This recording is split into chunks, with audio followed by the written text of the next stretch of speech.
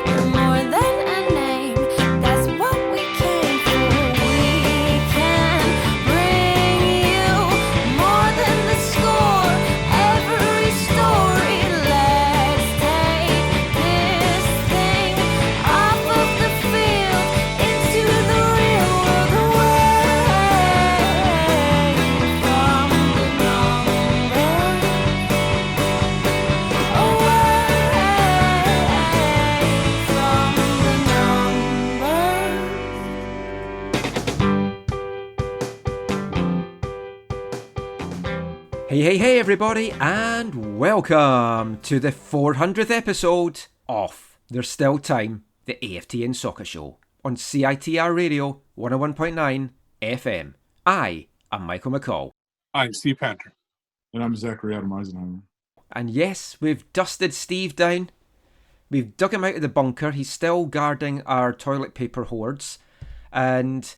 Hoards? Hoards, with a D. Is that as much as a drove? Close.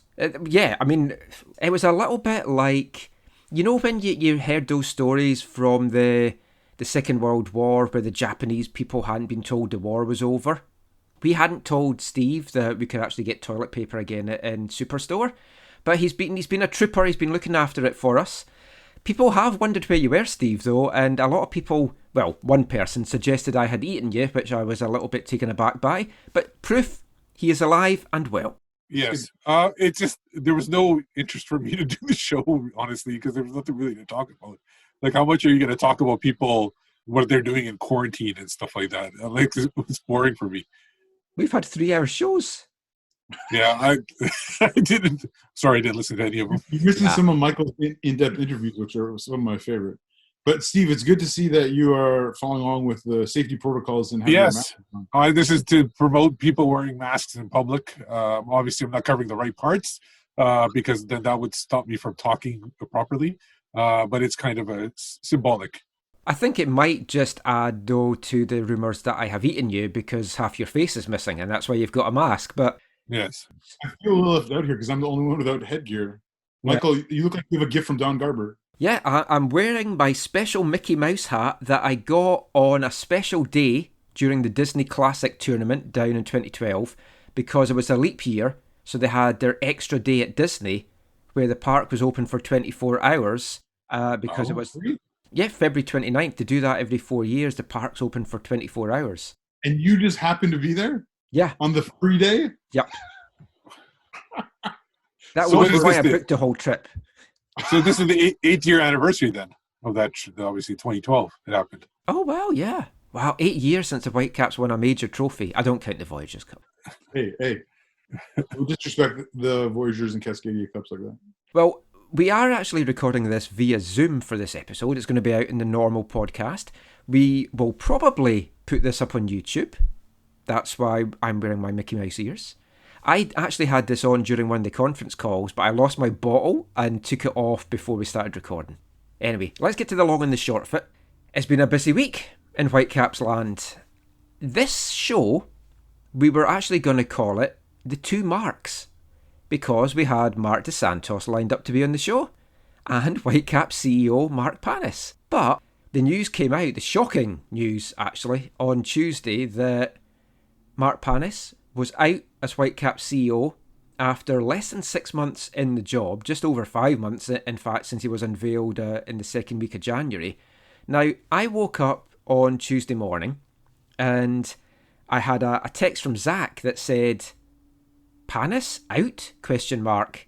I was really confused. I went into my email and I was like, oh, Jeff Mallett's doing a conference call at 10:30. That's weird. I wonder what that's about. And then I kept flicking down and I was like, what? I mean, where were you guys when you heard the news? This is like a JFK moment. More like a JFC moment, but anyway. I was working in my room because I'm working from home, so it's basically just popped on my phone. I was like, "Oh my god!" Luckily, I wasn't on a call at the time. I was taking calls, so I wasn't on a call. So probably would have sworn in front of a customer. Yeah. So because I was absolutely shocked that they did this. Like, I was thinking that there was something nefarious happened or something like that. And then when you're going to talk about whatever they talked about in that press conference, I find no reason for why this happened. Yeah. We'll get to that in a sec. I mean, Zach, you obviously heard it before I did. Well, yeah, I'm still in the curve, a little Curva WhatsApp group with a few of the dudes and a few of the people, and I think it was Will Silver had put it in there, and I was just like, what? And then I don't know if I looked up the email or the whatever before I messaged you, or I messaged you first and then looked up the email, but I was like, this is weird. I can't remember what time it was. I don't know if I'd slept in that day or whatever, but I remember kind of waking up to it and being like, what's going on? I think it was really early in the morning because I have a Tuesday morning meeting, so it was before that. So, but yeah, it was shocking. Like, I mean, if you think about all that we've said in these last 5, almost 6 months, like I think the term that I've heard the most, and you, Michael, you're one of the people who've used it well, is like Marc Panis was literally like a breath of fresh air to the Whitecaps organization, to their supporters, to the community, the football community in Vancouver and the Lower Mainland, and he just gave people so much hope that the organization could be run well, that they could interact with people in meaningful ways without just treating them like dollar signs. And it was absolutely shocking. It was essentially a kick in the crotch. That's what it was. Yeah, that was basically what it was, I think. I think that's a very fair description.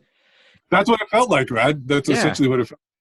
And just like that photo, it felt like Panis was probably just as much aware that it was coming as that guy. I'm pretty sure it came as a big a surprise to him as it did to everyone else.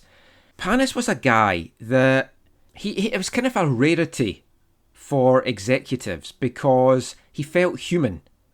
And I'm not trying to be funny when I say that, but a lot of executives, we had them here, like, I mean, I had chats with Paul Barber back in the day, but you didn't really feel connected with him. He was a little bit aloof, and it felt like he felt he had to talk to the fans more than he actually wanted to.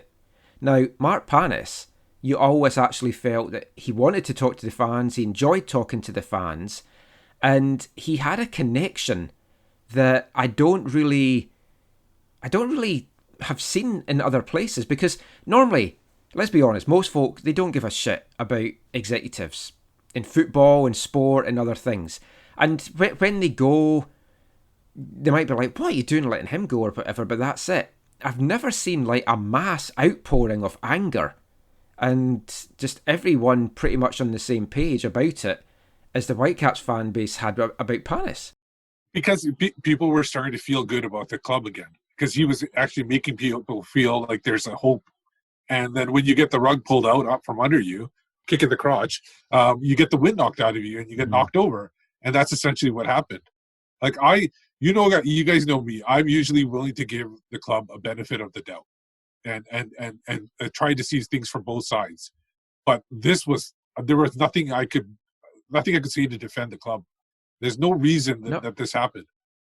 Even if it was, you want to blame it on COVID or something like that, it's still not a good enough reason. No. Well, that's the thing though. If they'd come out and said it was because of COVID and it was because of financial, I think a lot of fans might have been like, I think it's the wrong decision, but I totally understand that. They're losing a lot of money. They stated in that horribly poor press conference several times this was not financial. But the thing is they made such poor decisions over the years that I think I can't remember, but in November, December, I mentioned that, or end of the year, I mentioned that they're going to have to lose money in order to bring this club back into shape.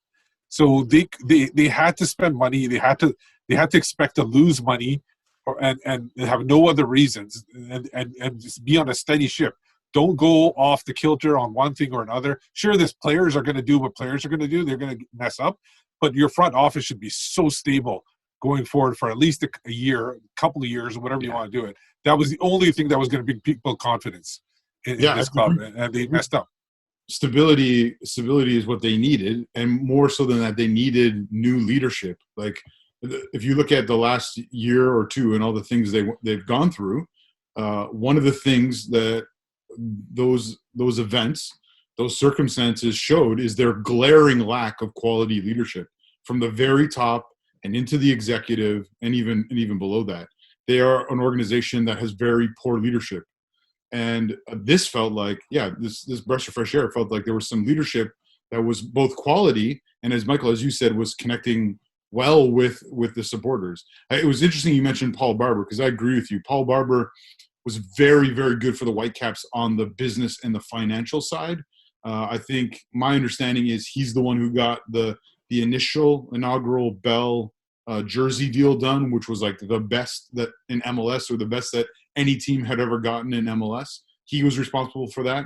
But I don't know if I'd use the term aloof, but I agree with you, Michael. He was no fan of fans. So as much as he was good for the club financially and maybe going forward in that, had he stayed here, there would have been either he would have had to alter his approach to supporters and realize that he wasn't in England anymore, and the supporters here are very different.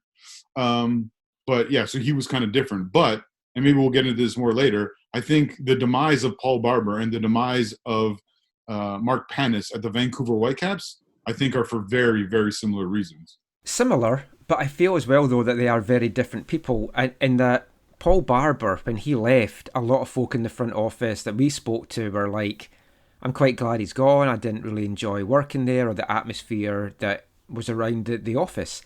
People from the front office that I've spoken to and other folk I've spoken to this week, they're stunned, they're shocked, they're disappointed, because they all seem to a person, like Marc Panis. And then you also have to factor in the horrible timing. We talked about optics, but the horrible timing of this optics-wise, in that this just came a couple of weeks after Mark's father passed away in Boston. Now, to me, you could maybe wait a little bit if you're going to do this.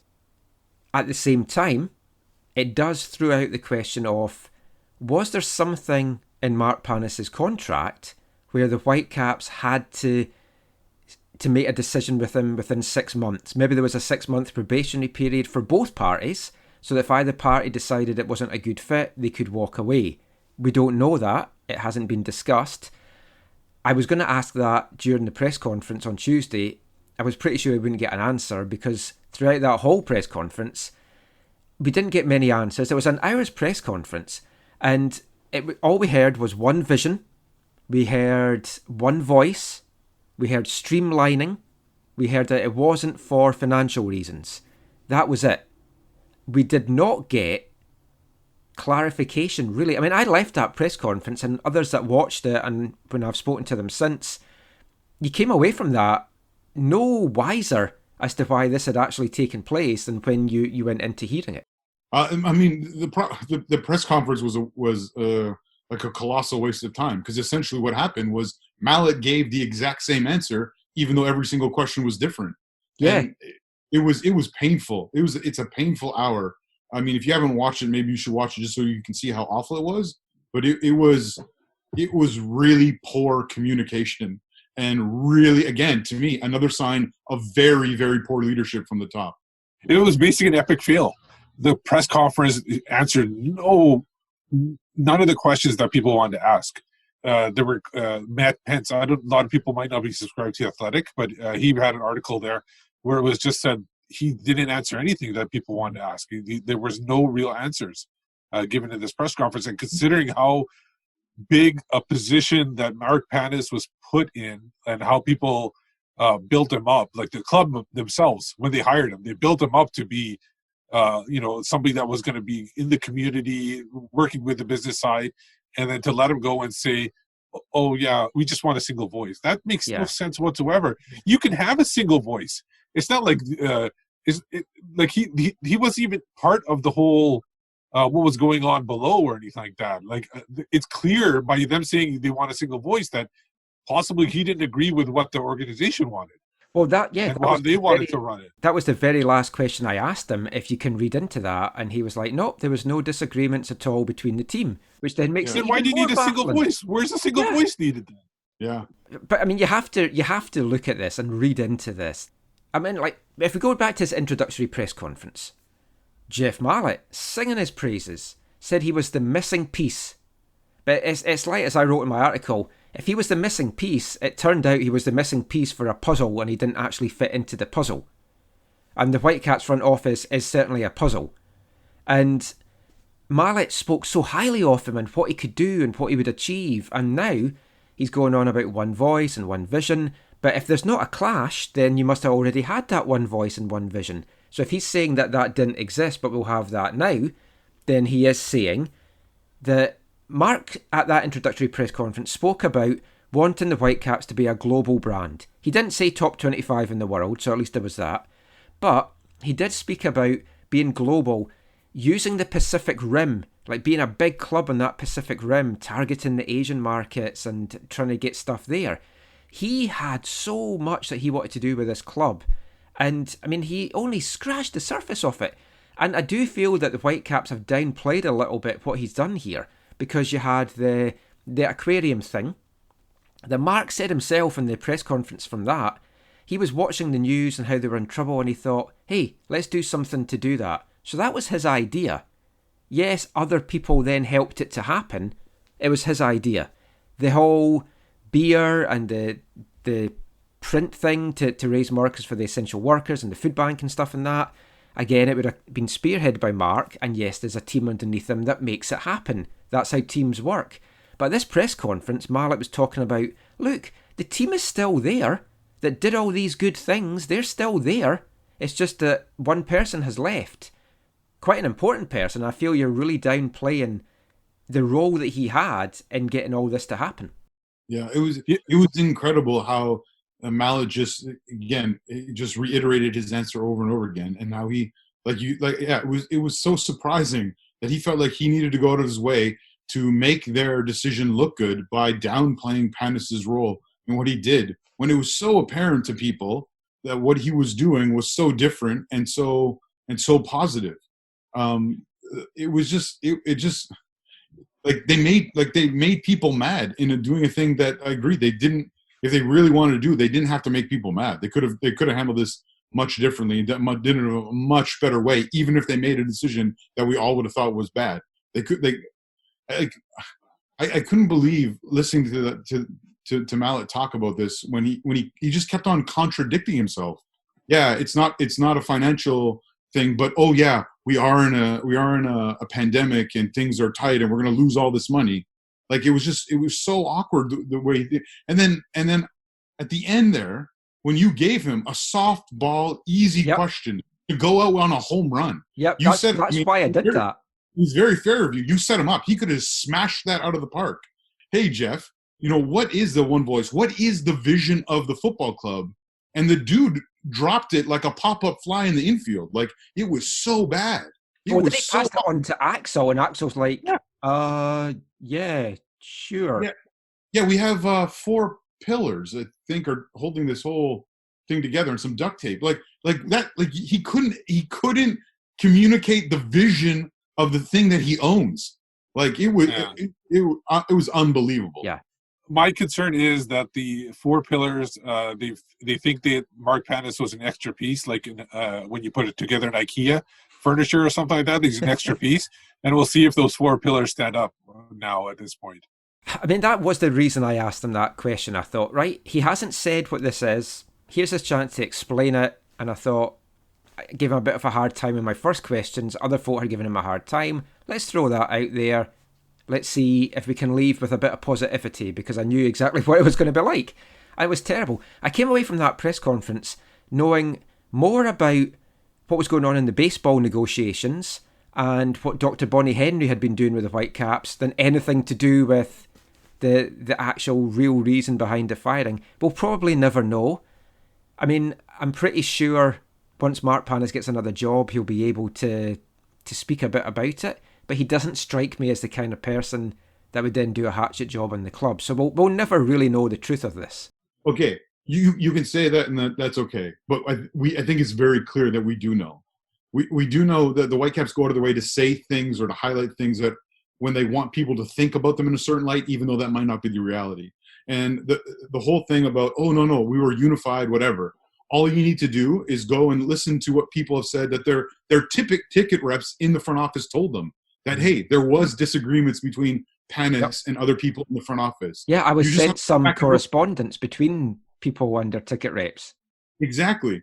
And all you have to go back is look at what happens in the Whitecaps front office when there's a disagreement.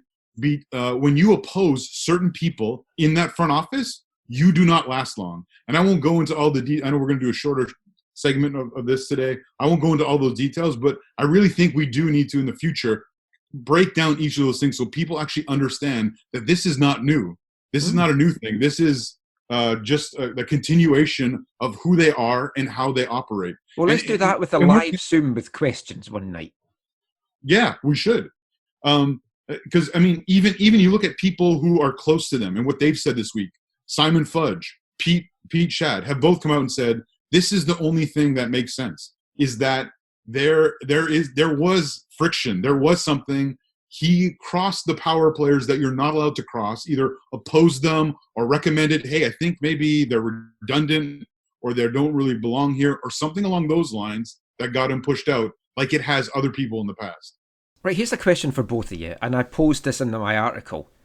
If you're going to combine executive positions, it's very rare that football teams have one person to be the CEO and the sporting director.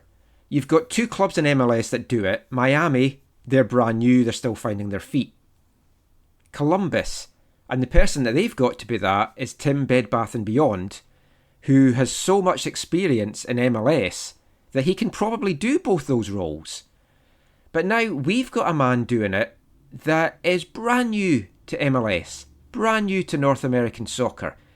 If you were going to combine two positions, surely sporting director and VP of soccer operations could have been the position that you could have merged. And I'm not just saying that to have a go at Greg Anderson, because Jeff's so good at knowing what the ins and outs of the MLS rules are and various things like that, which Axel would maybe have struggled with. So you do maybe need that knowledge.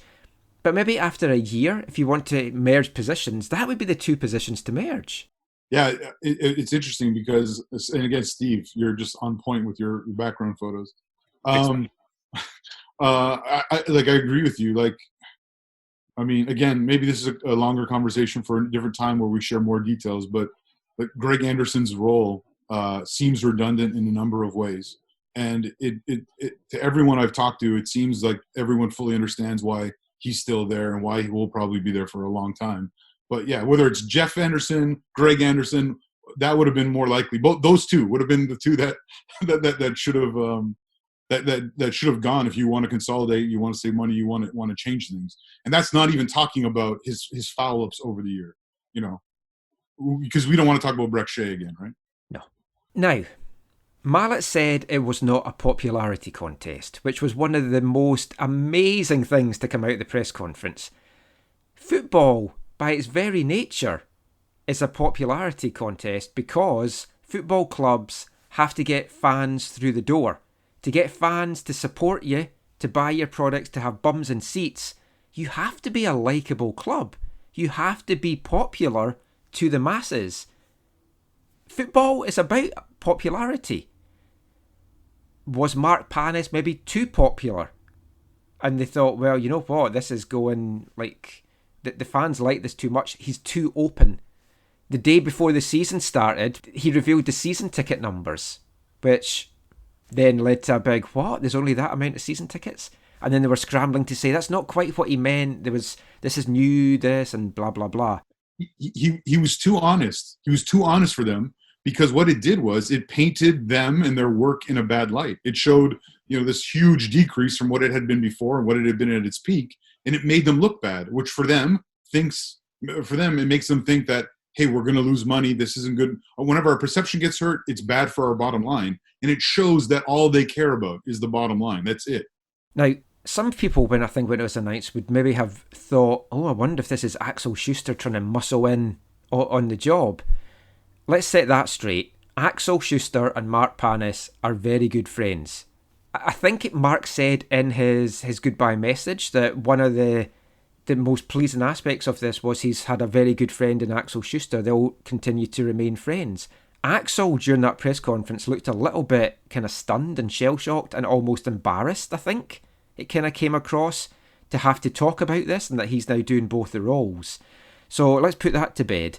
I wonder if Axel's wondering if he has like an out clause or anything like that, a 6-month out clause. I mean, at this point. He would not have seen this as the best solution. No. The thing is, I want to just go and pan this one more thing. Nobody was even looking at them hiring a CEO back like in December, before November. It was Mark Weber who had appointed at one point that they were looking at getting a CEO. Nobody else was even asking for it. Everybody was just saying, get us a technical director. Don't worry about, like, not nobody said don't worry about a CEO, but nobody was even looking for one. They're the ones that brought somebody in, and now they're saying they shouldn't. See, that's what I'm talking about. It shows that they're either they're incompetent or they just don't know. Like, I don't know what it is. It's baffling to me that you bring somebody in that nobody really even is asking for, and then you let them go after 6 months. Let's go back to Schuster though. But there were definitely incompetencies there. But the reason I think Steve, or part of the reason they brought in a CEO, was because of how bad things have gone for them in that last year or so, and that no longer they got Bobby removed as the face, and I think also felt like Rachel Lewis can no longer be the face officer. Like, people, definitely the public, I would say, or the vocal public for sure, have said that they no longer recognize her as being a good leader or a good face or a good voice for the ownership or the executive of the club. So I think they saw that and they had to do something else. And so I think that's what led to the whole CEO thing. I mean, that's a good point that Steve's raised. And I mean, I have had a couple of people, and I've read a couple of things, Southside Forum and a few things on Twitter saying, why is everyone getting so upset? This is just a business person leaving. Who cares? I just want a team on the pitch that can actually win games. And yeah, that's fair enough, because we didn't know disappointment was coming. And are we any worse off in terms of where we were in December? Probably not, because we do have someone doing it, which is the other thing. Mark said in his statement that his position had been eliminated, and then I had asked Jeff Mallett, oh, you seem to have trouble keeping CEOs, and he said, no, we have a CEO, it's Axel Schuster. So the position hasn't been eliminated, we still have a CEO, it's just it's a joint thing. So it's been merged more than eliminated. But Axel Schuster is now doing 2 full-time jobs. I'm sure. Does that mean he gets 2 salaries? I'm pretty sure he won't. He's bound to have had an increase. There's no way you're going to double a guy's workload without giving him a nice increase. Are those like released along with the MLS salaries, or do we never get to see stuff like that? No, we don't get to see those. That's disappointing. But like, in all seriousness, it's a lot. I like Axel Schuster. And I think some of the stuff that he's done at the club, he's built a good team. He's put a scouting network in place. And when you sit and talk to him, he's a student of the game and he loves the game. No problems at all with Axel. I genuinely don't know what he's going to be like in this position. I don't know what experience he's had, how much he's done with that at his previous clubs. I just feel it's a lot to pile on the shoulders of one man. Whereas before, you had the 2 people doing it. Now, we're going to hear from Marc Dos Santos a little bit in the next 2 parts. He kind of addresses that, and I'll spoil a little bit of what he says, but basically he feels that the team on the pitch right now is in a good position, that this is a good time to do this if you were going to do it. If a year ago you had said to him, I'm going to do this, or even 6 months ago, he'd have been like, no.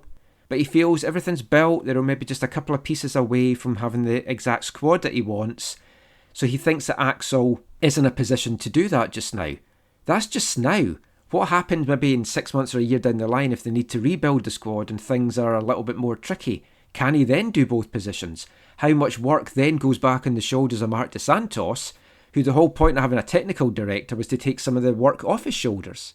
I personally don't even think that Axel Schuster will be doing much of a CEO position. I personally think he might be CEO in name only, and other people, the team, will be doing most of the work. So that's my I think they just named him in order to save face, in my opinion. I mean, he even said that he'll get help from others, but right, those who have been lurking in the shadows, those with other roles, are definitely going to pick up a bunch of that that business stuff, like some of them probably have in previous years. Yeah. Final thing I want to say about Marc is really wish him all the best. I'm pretty sure he's going to get snapped up soon by someone. I mean, he's got a great resume. Any business that's looking to hire him, they'll just look at the fan reaction and go, wow, I've never seen anything like this for an executive. He's obviously the kind of person I want to have in my organisation. Whether that's soccer, whether that's another kind of sport. There's all these new teams that's going to be coming into MLS. I would not be surprised if he lands at one of those teams. So I wish him all the very best for that. The only other horrible thing about the timing of this, aside from the thing with his father, is you're now making somebody redundant in a time when a lot of sporting organisations are having money trouble and aren't splashing money in hiring executives or bringing people in. So that might make it a little bit of a longer time for him to land somewhere than maybe before. But this will give him the chance to spend a bit of time for his family. He hasn't seen his family since March. And they were actually going to be heading up this week to join him in Vancouver. But he's going to be spending time with them in Texas. So I wish Marc all the very best. And I'm pretty sure we'll get him on the show at some point down the line. Now, the fallout from this is there's been a lot of supporter ire. It's felt in the past, especially last season, that we've kind of been at the tipping point with fans walking away from the club. I don't know that has maybe happened, because a lot of folk did walk away last year. Some people waited to see what was happening. Some folk did walk away at the end of January. But a lot of folk stuck by the team, and we had a great season opener crowd. There was a lot of excitement as to what could lie in store with the club. But once again, it feels like we're at possibly a watershed moment, a tipping point. Many have said that they're going to cancel season tickets. I've had DMs from about 8 to 10 people saying, I've contacted my ticket rep and that's it, I'm not going ahead. There's been people posting on forums, on Facebook, on Twitter, saying, yep, that's I'm cancelling it, I'm not going ahead. Now, whether people are just saying that and they actually won't get round to doing it, we don't know. The only folk that's going to know that's the Whitecaps themselves. There's going to be some fallout from this. Folk are going to walk away for sure. Do you think it's going to be like in droves, or do you think it's going to just be a small number that's going to maybe get bigger and bigger, but ultimately folk will soon forget about this if there's a winning team on the pitch? I think I don't think you're going to get more season ticket holders for sure. So it will have a negative impact. I think there will be more people canceling than signing up, especially considering we don't know like when teams are going to be playing in BC Place at this point. So that's 100% sure. But I do think that a lot of the old time supporters, I think initially, as my guess is that as a protest, they will not be signing up for season tickets. They might buy single tickets or something, even if it costs them more.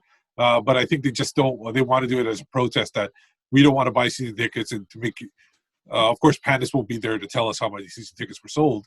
But at least it'll be a protest for them in their eyes. Yeah, you'll never. I agree, Steve. You'll never get the truth about how many have left over this because they'll never tell you. Because any amount is bad, and you're right. This particular situation is bad. Is even worse for them because they have nothing to draw people in. They have nothing to keep people a part of it because nothing is going on. No one can go to a football match until maybe September at the very earliest. And even if that happens, it's not going to be a football atmosphere at the game. Like for sure, right? It's likely to be very different. So they have nothing to like draw people in with. I mean, the Orlando tournament in a few weeks will help, but when you have nothing and you're drawing people in and you're losing people, long-time people, short-time people, people who have done a lot of heavy lifting in terms of like on the supporter end. I know a lot of heavy lifters have both demanded a refund for this season and have opted out of 2021 because they're just tired. They don't want to support the club financially at all anymore. They've got to go a few months without watching football, and they understand that there's other things in life and whatever, and they actually want to support something that they can believe in and that they think values them. and cares about them as more than just money. And so whether the number is huge or whether the number to the front office is minuscule, it doesn't matter. They're losing people over this. And I think they'll continue to lose people over this in the short term. It's more about what happens, I think, in the long term around the Lower Mainland. BC League One, how quickly, like, is that still on schedule for next spring, next summer? I think can play a role in this. Things like TSS and whatever is going to happen with them next year. The Canadian Premier League and how quickly it can get into the Lower Mainland, whether that's Fraser Valley or elsewhere, play a significant role in that. I've received many messages from people saying, what's up with the CPL and the Fraser Valley? How quickly is it going to happen? Where's it going to be? All these kinds of things. And so I think there's a few unknown elements that will make this even worse for them in the years going ahead. Hopefully, at least at the very minimum, with BC League One next year, kicking off with some great clubs and some great grassroots support and the ability to go watch, again, hopefully just a bit of a higher level than, say, VMSL or whatever to start with, that people can go and support and something they can believe in and care about. I mean, absolutely. And I mean, the Whitecaps, I'm pretty sure will turn around and say, because I've had this conversation in the past, what you're getting by looking at Twitter and Facebook and online forums is a very small snapshot of the Vancouver fan base, because a lot of the fans are more casual fans that aren't using Twitter. They're not using the social channels for the club. They're not commenting on it.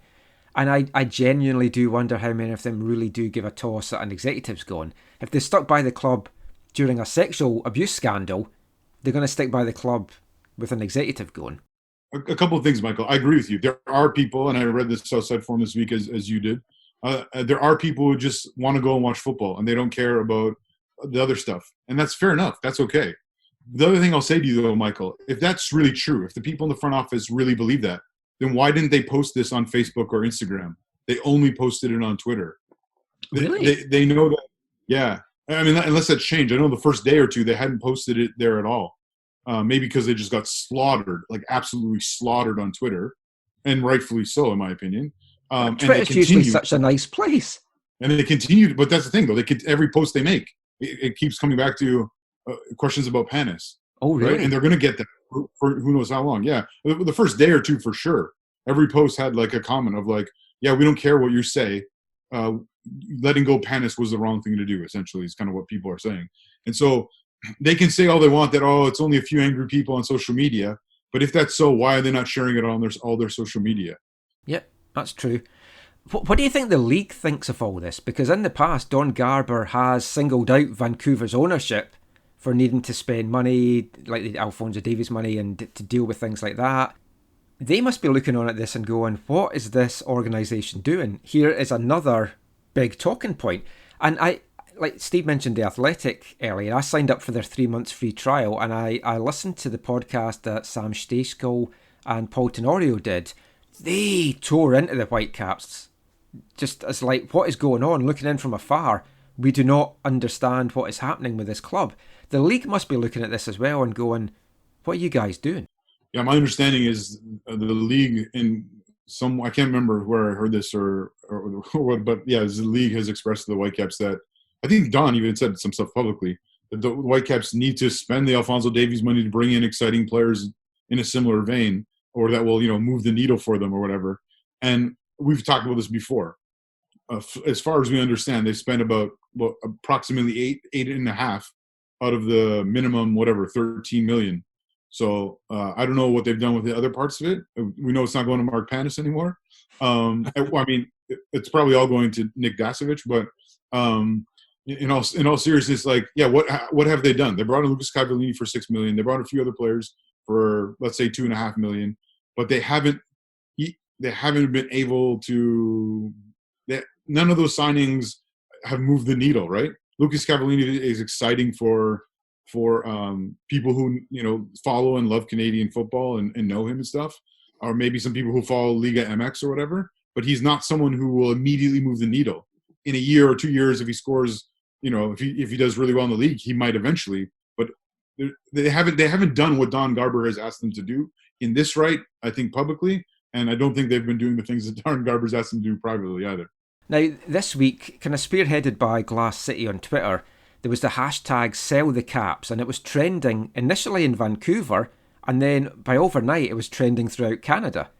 If you're talking about selling the Caps, in all honesty, there's not a lot of people that spring to mind in Vancouver that would be queuing up during a pandemic to buy a club and keep the club in Vancouver. Aquilini's a name that's always got thrown around. Is he still interested? Would he be getting it for the price he'd want to pay? Because you have to think as well, whatever the value of the club is, 4 expansion teams are coming in. And also, it's not going to be as much right now because of the pandemic. You're not going to get value because somebody will try to undersell it. So there's no way the team's selling right now at all. And like you said before, I don't know how much of the expansion money's come in, but there might be even more because if they expand to 32 teams, which a lot of people think they will because they just want to even 16 on each side, that's more money coming in. Mm-hmm. I always mentioned before that I feel like they this is like a year ago even, some I think might have been, when I said that the Whitecaps will probably wait till all the expansion money comes in. There's going to be cities left out of that expansion, and then they'll sell their MLS rights to somebody else. They'll keep the Whitecap stuff, but they'll sell the MLS rights somewhere else, right? Yeah. So that's my guess of what would happen in the future if they were ever to sell the club. I don't think they'll sell it to another Vancouver and keep it in Vancouver. And Mallet has stressed he is not interested in selling. He wants to hand this on to his children. Maybe they'll sell it. Yeah. Just like this press conference, Michael, just like this press conference where we saw another example of them saying one thing that then other people contradicted, shortly thereafter. Multiple people have told me that even though they've said this thing in public that sounds nice, I want to pass on to my kids, they have in the very recent years been seeing if someone would buy it from them. So you cannot believe these people when they speak publicly, because all they're trying to do is make themselves look good, make the club look good, so that values stay high, they don't lose money. You cannot trust what they say publicly. Good job we decided to keep this part short, eh? Can I just say one more thing about the sell the caps thing? I said this on Twitter, but I want to say this on the show as well. Like, here's the thing. It's nice to use a hashtag. It's nice to go out there and use a hashtag sell the caps. But if you are just using a hashtag and you're not actually following it up with action, then using a hashtag is absolutely useless. It means nothing other than being able to say it was trending. If you really believe these owners need to sell because you don't like how they treat people, you don't like how they run things, you don't like how they go about things, then you can't give them money. So you can't buy season tickets from them. You can't let them keep your money for this year's season tickets. You need to ask for a refund. And I know I'm a completely biased person. I stopped giving them anything other than ticket money in 2014 when I began to understand who they are and how they operate. I have not had season tickets since 2018 because, again, I could not I could not give them season ticket money because I don't believe in who they are and how they're choosing to operate the organization. And so tweeting is good and it's helpful and it has a place, but action is what is needed if you really believe that something needs to be done about this organization. Yeah. Well, I mean, hopefully for the next couple of weeks and months, we're not going to be talking about off-the-pitch stuff. We're going to be talking about what's happening on the field. And we're going to do that in the next part, because we're going to sit down with Marc Dos Santos over the next couple of parts just to chat about the Orlando tournament and some other Whitecap stuff. And we'll be back with that after this. Hi, I'm Alfonso Davies, and you're listening to the AFTN Soccer Show.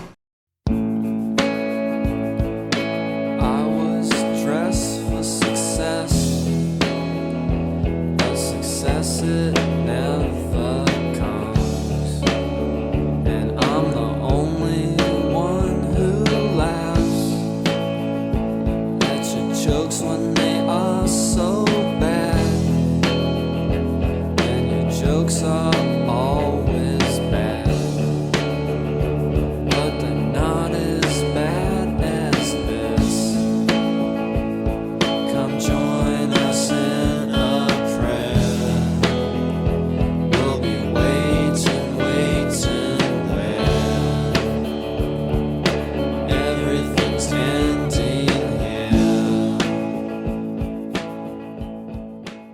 Welcome back to the AFTN Soccer Show on CITR Radio. 101.9 FM. That was this episode's song from AFTN's Artist of the Month for June, cult US band Pavement. That was a song called Here. Amazingly not written about Vancouver Whitecaps, as it came out in 1992 on their debut album Slanted and Enchanted. A great debut album all round though. If you've never heard a lot of Pavement, or if you've never heard that album, recommend that as a really good place to start. So we're having a look at the departure of Marc Panis there in the first part. A man that barely had time to have a cup of coffee here in Vancouver. So little time in fact that we never even got a chance to ask him if he fancied a chocolate digestive. Was going to do that on this week's show, but alas, that was not to come to pass. Maybe at some point in the future. So we don't know if Marc fancied one, but let's find out if former SFU clan, WFC2, FC Cincinnati and current Colorado Springs Switchbacks head coach, Alan Koch fancies one. Anyone fancy a chocolate digestive, even though it sounds suggestive? Anyone fancy a chocolate digestive?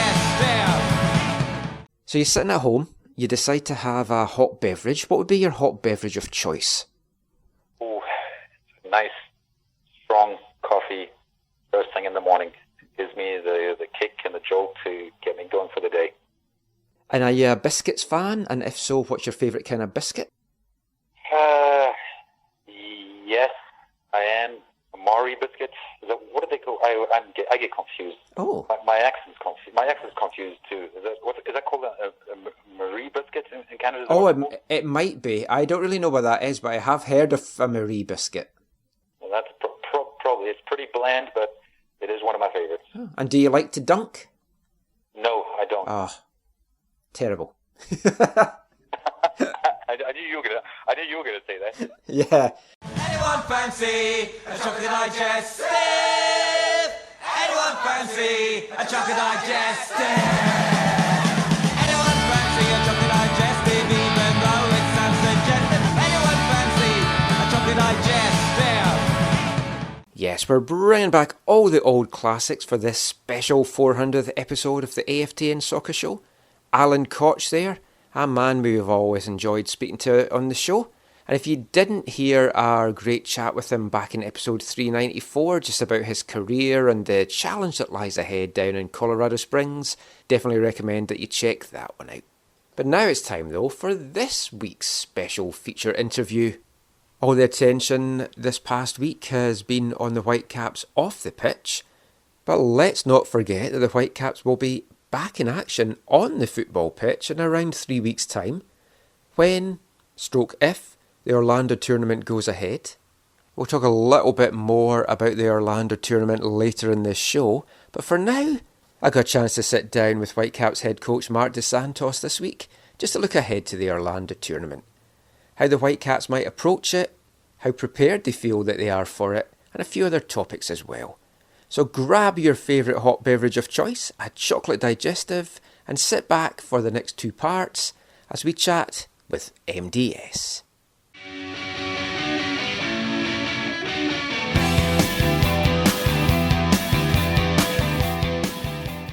The first thing to say then is we're only a couple of weeks away now from finally getting back onto the pitch. How has it felt at training this week? Has it felt like there's a bit of a different buzz to the players because they actually know now that they're definitely going to be back playing in less than a month?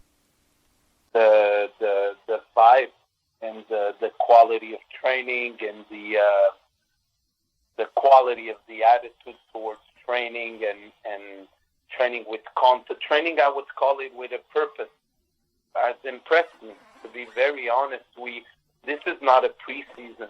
We definitely are in a position that is much more advanced than we were in a preseason.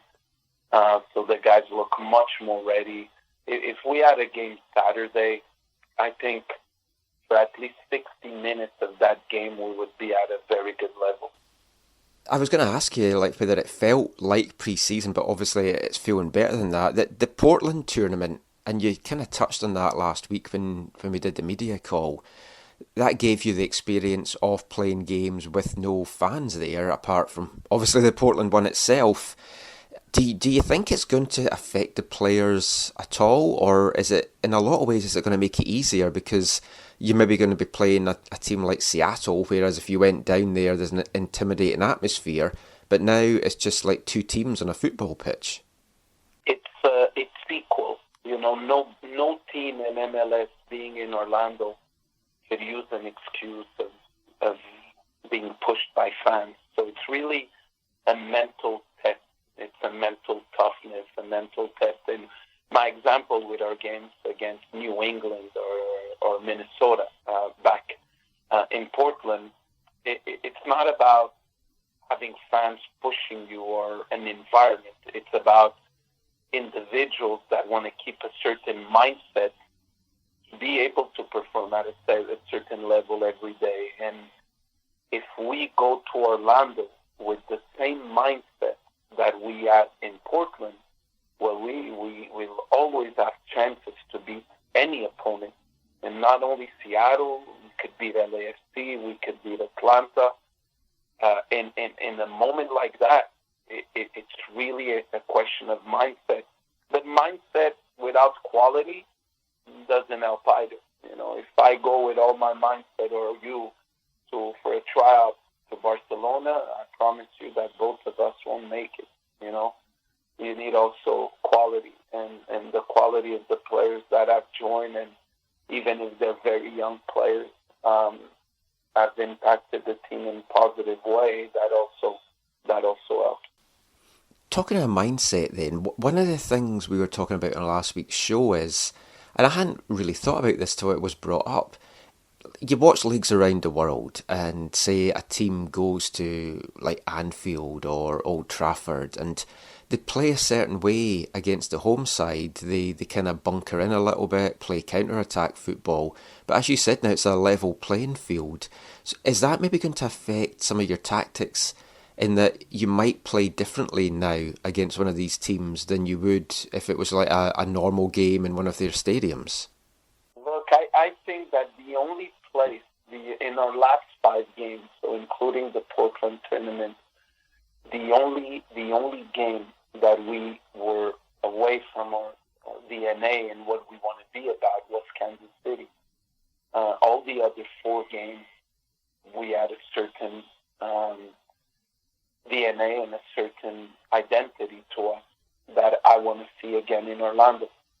So that's nothing related to fans, nothing related to opponent. It's related to me being here to slowly, and I spoke about this to players yesterday.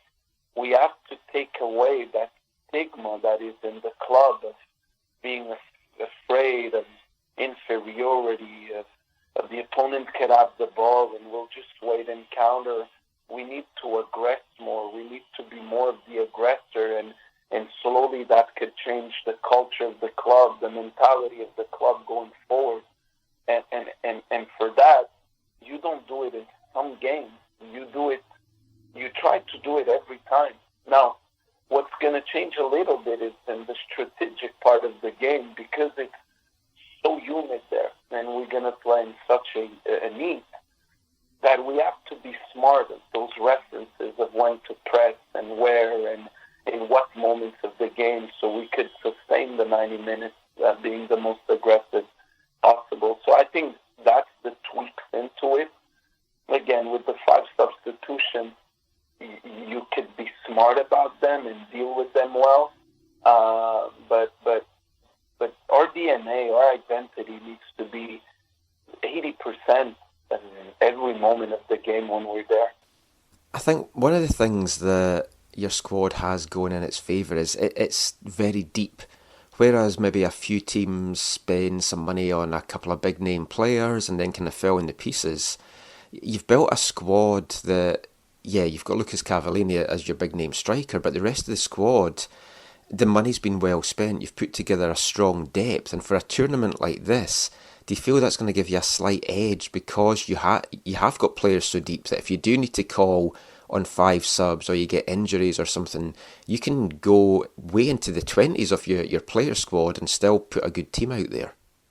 Look, there's no doubt that there's a lot of options. Hopefully, if Eric Godoy has the green light to participate in Orlando, and that's still a possibility. You're gonna have just on the right back position. You're gonna have options like Genio Bikel, Eric Godoy, Jake Nowinski, left back Guti and Ali, center backs between Ranko, Godoy, Kimidi, Derek, Andy Rose, that played an excellent game in LA. Then in the midfield, centrally, you have Bicol as an option, Owusu, Indom, Russell. On the left side of the midfield, you have an option like Russell. You have Ryan Raposo, David Milinkovic. Wide, you have Dajame, Theo Bear. Up front, you have Cava, Reina, Montero, Ricketts. For sure, that depth is crucial. But that depth is more important in a 10-month season, 11-month season. And when you're going to a competition, my experience in a competition of 1 month and a half is that sometimes you have players that are very good during 8 months, but in that month of competition, that's the thing we have in front of us. You need to figure out, more important than that, is who are your most ready players for that month. And many times, you'll be surprised, you don't use 20 players. Competition like that, you use 15, 16 players. And if you look at the examples of the teams that got to finals of the World Cup, you could go back to Spain and South Africa, or Germany and Brazil, or France now. And you see, they don't use 20 players. They use 16, 15 players in the full run until to the final, but they use the guys that are more ready for their country in that month. And that's what we have to evaluate and assess. Yeah, that's a good point, because I was going to ask you if you would use this as an opportunity. Like, obviously the group games, you need to win those to advance. If you're up a couple of goals and it looks like the result's going well, do you try and blood some of the younger guys, even the homegrowns, give them a run out? Or is it a case of game management, but also keeping the players that you want to play up to the levels that you need them to be that, and they're only going to get that by being on the pitch? So the important thing here is that after Orlando, no one knows what's going to happen. Yeah. No one. Everybody has theories about it, but nobody that would be sane in his head or responsible would say that after Orlando we're going to play here and there. No. Right now, we know that what we have in front of us is Orlando. In a fairy tale world, we're up by X amount and we could do rotation and put the guys that haven't played much, give opportunity. When I look at our group, Seattle, Vancouver, San Jose, and Dallas, I don't see fairy tale games. I see a very tight group with games maybe with 1 goal difference. That's how I see it. I see a level of competitiveness very high until the last minute. So right now, we look at those 3 games as 9 points for the standings. I told the guys, today we're in a playoff position. We have the 7th spot of the West. When we get back from Orlando, we need to be in a playoff position still. Yeah. And with that being said, so those 9 points of the group are important. That's phase 1. When you get out of the group, then you could start thinking about phase 2. And phase 2, when you're out of the group, is you're 4 games away from a spot in CONCACAF Champions League. So when you look at it in the two parts, I'm not going there with a fairy tale idea in my head of huge rotation. I'm going there that maybe after Orlando there's nothing. We have to put everything we have in Orlando, and we have to have on the field the guys that are the most ready to play. If that guy is a young player or an old player, that's very relative. Who's the most ready player for that tournament of a month and a half? Now, for getting ready for it, I've kind of seen online a couple of clubs seem to be going down to Orlando a little bit early, and they've got a couple of friendlies lined up. Looking at what they kind of did when the English Premier League came back, a lot of teams had some friendlies there, some teams just had like intra-squad games but between their own players. Are you looking to get some actual friendlies in, or is it not going to be feasible because of when you guys are going to head down to Florida? Look, it's a great question and a very valid one, because it's a philosophical answer that I have to give you, because it's based in a decision making. We're allowed to do both. We want to play an exhibition game here in Vancouver, hopefully against a CPL team, but it doesn't look like that's going to be possible because of testing, because of so many things. Then we have to take the decision on if we want to play an exhibition game down in Orlando, we have to go to Orlando earlier. Yeah. Because we have to be in Orlando at least 7 full days before being allowed to play in an exhibition game. And that's based on all the testing and quarantine period that we have to have there. When we looked at that, we said, it's already very tough mentally for the players to be away from their families. The feedback we get from a lot of players in MLS is the distance between them and their family and everything. And we already think it's a long period away for maybe 50 days. So we want to make sure that we look at the mental side first, and we chose the mental side. So we chose not to go earlier. That means that we can play exhibition games. Other teams have taken the same decision as us. So we will have around 3 inter-squad games that we're going to have referees involved. Players are going to be, one team's going to be with the white kit, the other team with the dark blue kit.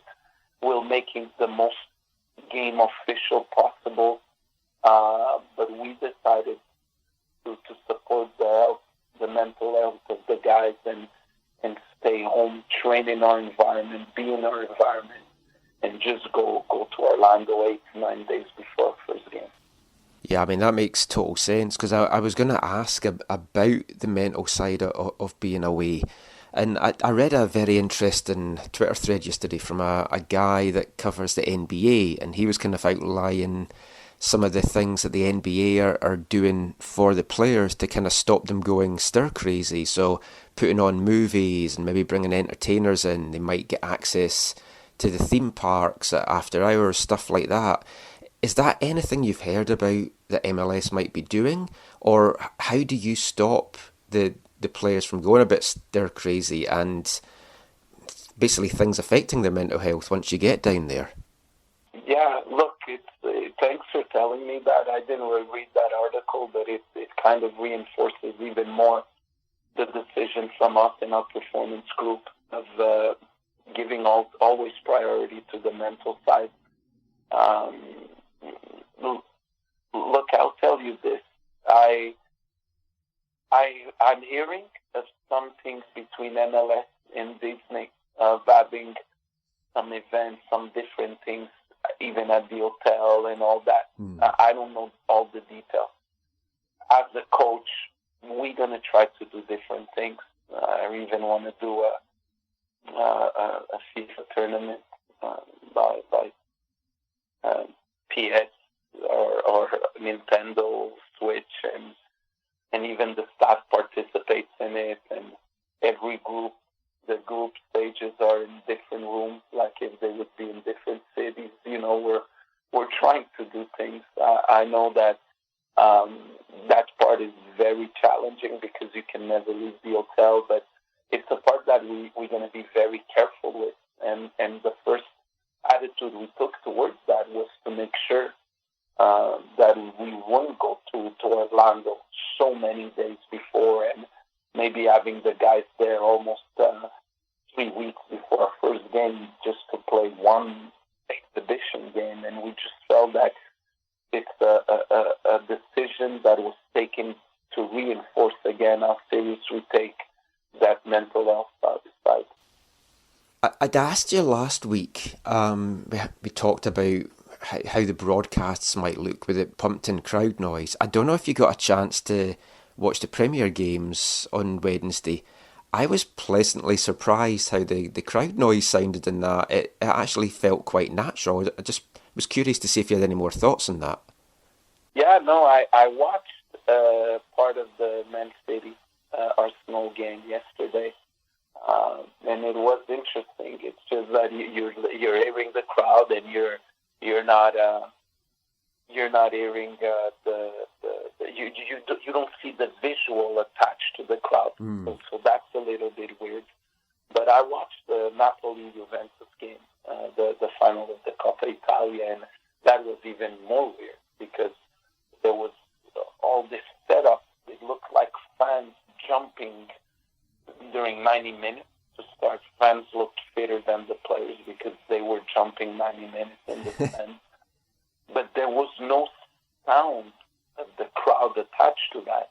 And that also seemed weird. Anything that is not natural is weird. It's just the way life is. And you see it in many things. You see it when people do things to their bodies that are not natural, or surgery or something, and they show up in a restaurant, we all look, man, that's kind of weird. And that person, anything that's not natural sometimes looks out of place, I would say. And that's how I feel about this crowd thing. Soccer is a very passionate sport with fans, with noise, with whistling towards the team, with the coach not being able to pass his message across because of the noise. That's the nature of the game. And once that is taken away from it, you could try different things, but it's just going to bring you a little bit of peace, but not the reality. That's my opinion. Yeah, very true. Well, that definitely seems like a good time to take a little break. So we'll be back with more chat from Whitecap's head coach Marc Dos Santos after this. Hi, I'm Lucas Cavallini. You're listening to the AFTN Soccer Show.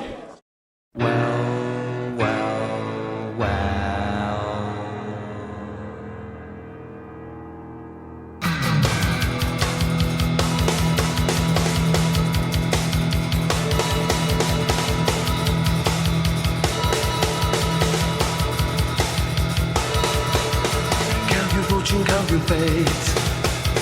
Baby's gotta hurry before she's late. Suppress the feelings to get the taste. Ain't no point waiting, just take the state. And take it to hell. Where our boys get a little rusty young. Someone get that TV star. Baby, I know you love my way, so wrap my soul and take it away.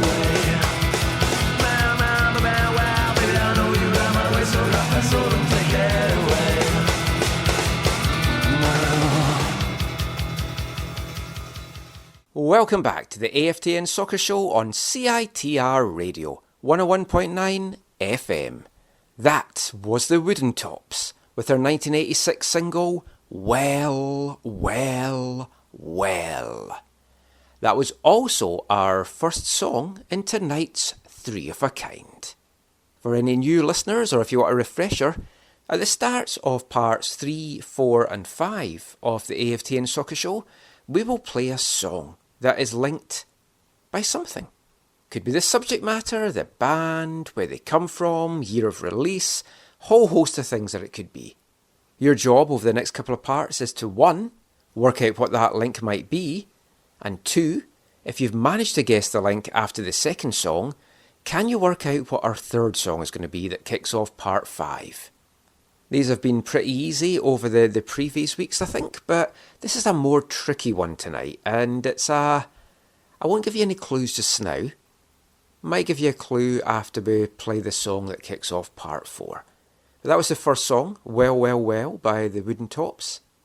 What do you think this week's link is? Well, let's get back to our chat with Marc Dos Santos now, as we chat a little bit more about Orlando and just some general Whitecap stuff.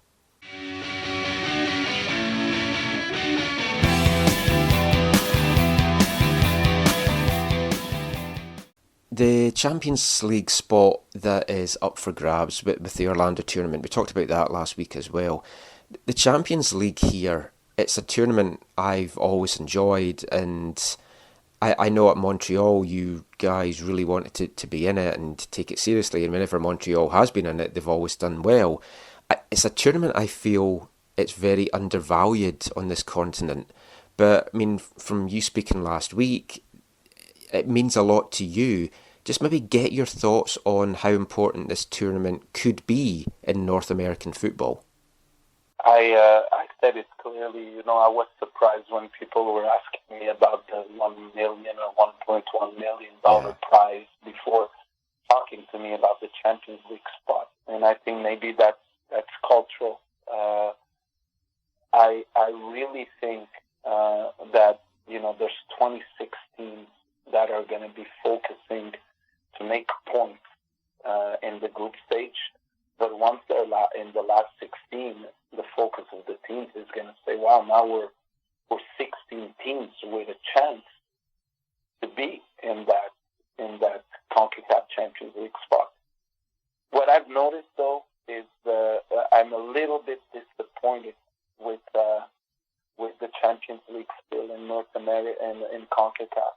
It's a great tournament. It's a tournament that has to grow in culture. Maybe it's a tournament that's in need of a marketing, more of things that are built around the tournament need to go to another level. And I remember when Europe started evaluating the European Cup versus the Champions League. It made a difference when they changed their ball, put an anthem, so many different things that they added to the Champions League, also financially, that changed it. Here, I would like clubs and coaches to take it a little bit more seriously. And I don't feel it's always done like that. I feel that there's a big focus towards the MLS league games, and sometimes there's so much rotation. There's young players in some MLS teams that get their first shot in a CONCACAF Champions League game instead of a regular season game. And there's a lot of rotation of players in that tournament. I just hope, because I like it so much, and I believe the Champions League gives growth not only to the continent but also to your country, should be a priority every time a team is inserted in that competition. And it hasn't been the case all the time, maybe also because we have to review our schedule is set up. Sometimes there's so many games around Champions League. But again, when I look at Europe, the Champions League is priority. If a coach is coaching in a league game and he knows on Wednesday there's Champions League, he's going to give priority to Wednesday. And if he has to rotate, he's going to rotate in the regular season and then not in Champions League. So I think there's still a cultural barrier towards this competition, a need of understanding this competition better. And this is maybe one of the reasons why us MLS, we never won CONCACAF Champions League. Yeah, very possibly. I mean, I've always enjoyed it, and it has always disappointed me as well when clubs haven't taken it seriously. I mean, the other competition that I know means a lot to you as well is the Canadian Championship and the Voyageurs Cup. No one really knows what's happening with that this year, or what's happening with MLS, as you said, after this tournament. Where would you like to see the Voyageurs Cup? I know you haven't got the ultimate voice in this, but where would you personally like to see the Voyageurs Cup this year, priority-wise? Would you like to see it played before more league games, or do you feel it should definitely take place this year? And if so, what format would you like to see it in? Look, I think there's going to be huge challenges with scheduling, CPL, MLS. Huge challenges right after Orlando. But if it's possible, if there's space to do it, I think it's a must to do it. Now, many ways could be done. It could be done on just a simple draw. All the CPL teams, the MLS teams, a simple draw. Who plays home, who plays away. Or it's decided also upon how secure are the markets to play when it comes to 12, then that draw would be a one-game game. And I think it's the only way to go about it. Or you do it based on what happened in the last Canadian Cup last year, that would have the teams put in an order and playing home or away, one game again. But I hope, and if my voice is important in this, I really encourage that if soccer is allowed to be played in our country, like Montreal's going to slowly open their market and other markets are opening, why not us in Canada go on with our cup and have the Canadian Cup champion this year and keep going with what has to be done. But at the same time, this is what I wish, but also I think we're going to face very great challenges with scheduling. Yeah, right now it does certainly seem hard with quarantine at the border and everything like that as to how things are going to be after this tournament, which, as you said, puts a lot of emphasis on this tournament. Last two things I want to quickly ask you, not to do with the tournament. One, Montreal signed 2 homegrown players on Wednesday in a way that I'd never heard of before, which was off-roster homegrown spots. It was a new thing to me. Is that something that you're looking at possibly to maybe... You've signed a lot of homegrown guys, but to secure their future at the club, is that something that the club are actively looking at right now?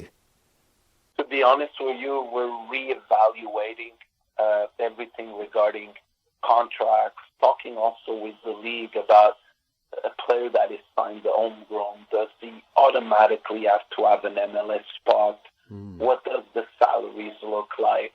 We're looking at all of that and all the possibilities moving forward. And I think MLS, talking about a U23, possible U23 league moving forward, we don't know when.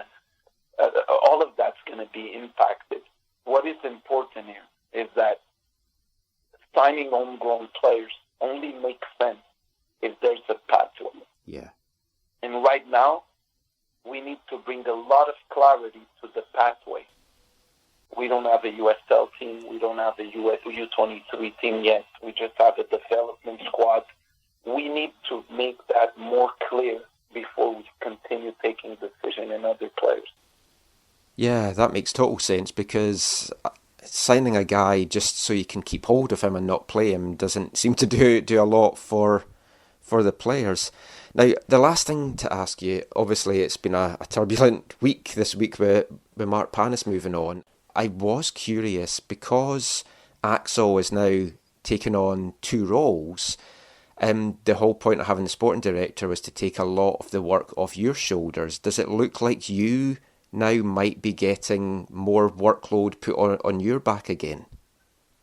So, just on Marc, Marc is someone that was more responsible on the front office side. So my 95% of my time was with Axel in UBC and on the soccer side. Every time I had to deal and every time I had encounters and meetings with Marc, I even went with the team to LA to watch the game against the Galaxy. He spent a good period of time with us in San Diego in preseason. It was a great time, great interaction, a lot of respect, great. Now, I don't talk a lot about this, or I try not to talk about the situation, because sometimes in life, you look at things in such a superficial way without knowing what's at the core of everything. And then the people that understand what's at the core of everything actually think that the comments are quite stupid. So I learned to do that. I learned this year to live like that, because we look like experts in everything sometimes, even with, and I'll answer your question on Axel, but even with things that are happening in the world, like even the movement Black Lives Matter, that is incredibly important, and I support deeply all of it. But many comments towards things in life are done in a superficial way without knowing everything around it. So I decided as a human being not to comment on things that I'm not an expert or I'm not inside. My job here is to coach the team, to change the identity of the team that it was asked from me, to be more of an aggressive team, to bring players with that profile. And I'll tell you that the last year and a half here was incredibly challenging because we had such a turnover. So we don't even have a team. We didn't even have time to build a team that has worked together for for 2 years. And the most successful teams have been together for at least a year and a half, 2 years. You don't hear of a lot of teams that are come together quickly. So we, in the last year and a half, and in the process, Axel joining, we were able to do a turnover where we had a lot of players on loan, a lot of decisions that we could have taken in a good way, in breeding and in analyzing well. We weren't in prison, I would call it, with contracts that we had to keep. So we had leverage to move, and that leverage allowed us to bring Ross Ricketts, Lucas Cavallini, David, Christian Dajon, Genio Bikel, Owusu, Ranko, so Gutierrez, just to name a few, that now we feel that a core was built that we're still looking in the next 6 months for maybe two major spots, two important spots that we're still looking at, but we're not looking for 18 players or 10 players. So I think we put ourselves in a position that right now on the soccer side and the sporting side, it's very clear what we're doing and looking for. So I think if there is a moment for Axel to take two roles, it would be this one. If you would tell me that 1 year ago, I would say it's going to be impossible for Axel or for me. But right now, the way things are set up, I think we put ourselves in a position where we could go on and with our jobs, and there's a huge amount of trust between all of us at UBC and how we work and mentality of everybody that we're in the right path. Fantastic to hear. Thank you so much, as always, for your time this morning, Mark. I'm sure we'll speak again before you head off to Orlando, but if we don't, safe travels and take care, and really looking forward to seeing the team back out in the pitch. Thank you very much. Nice speaking to you.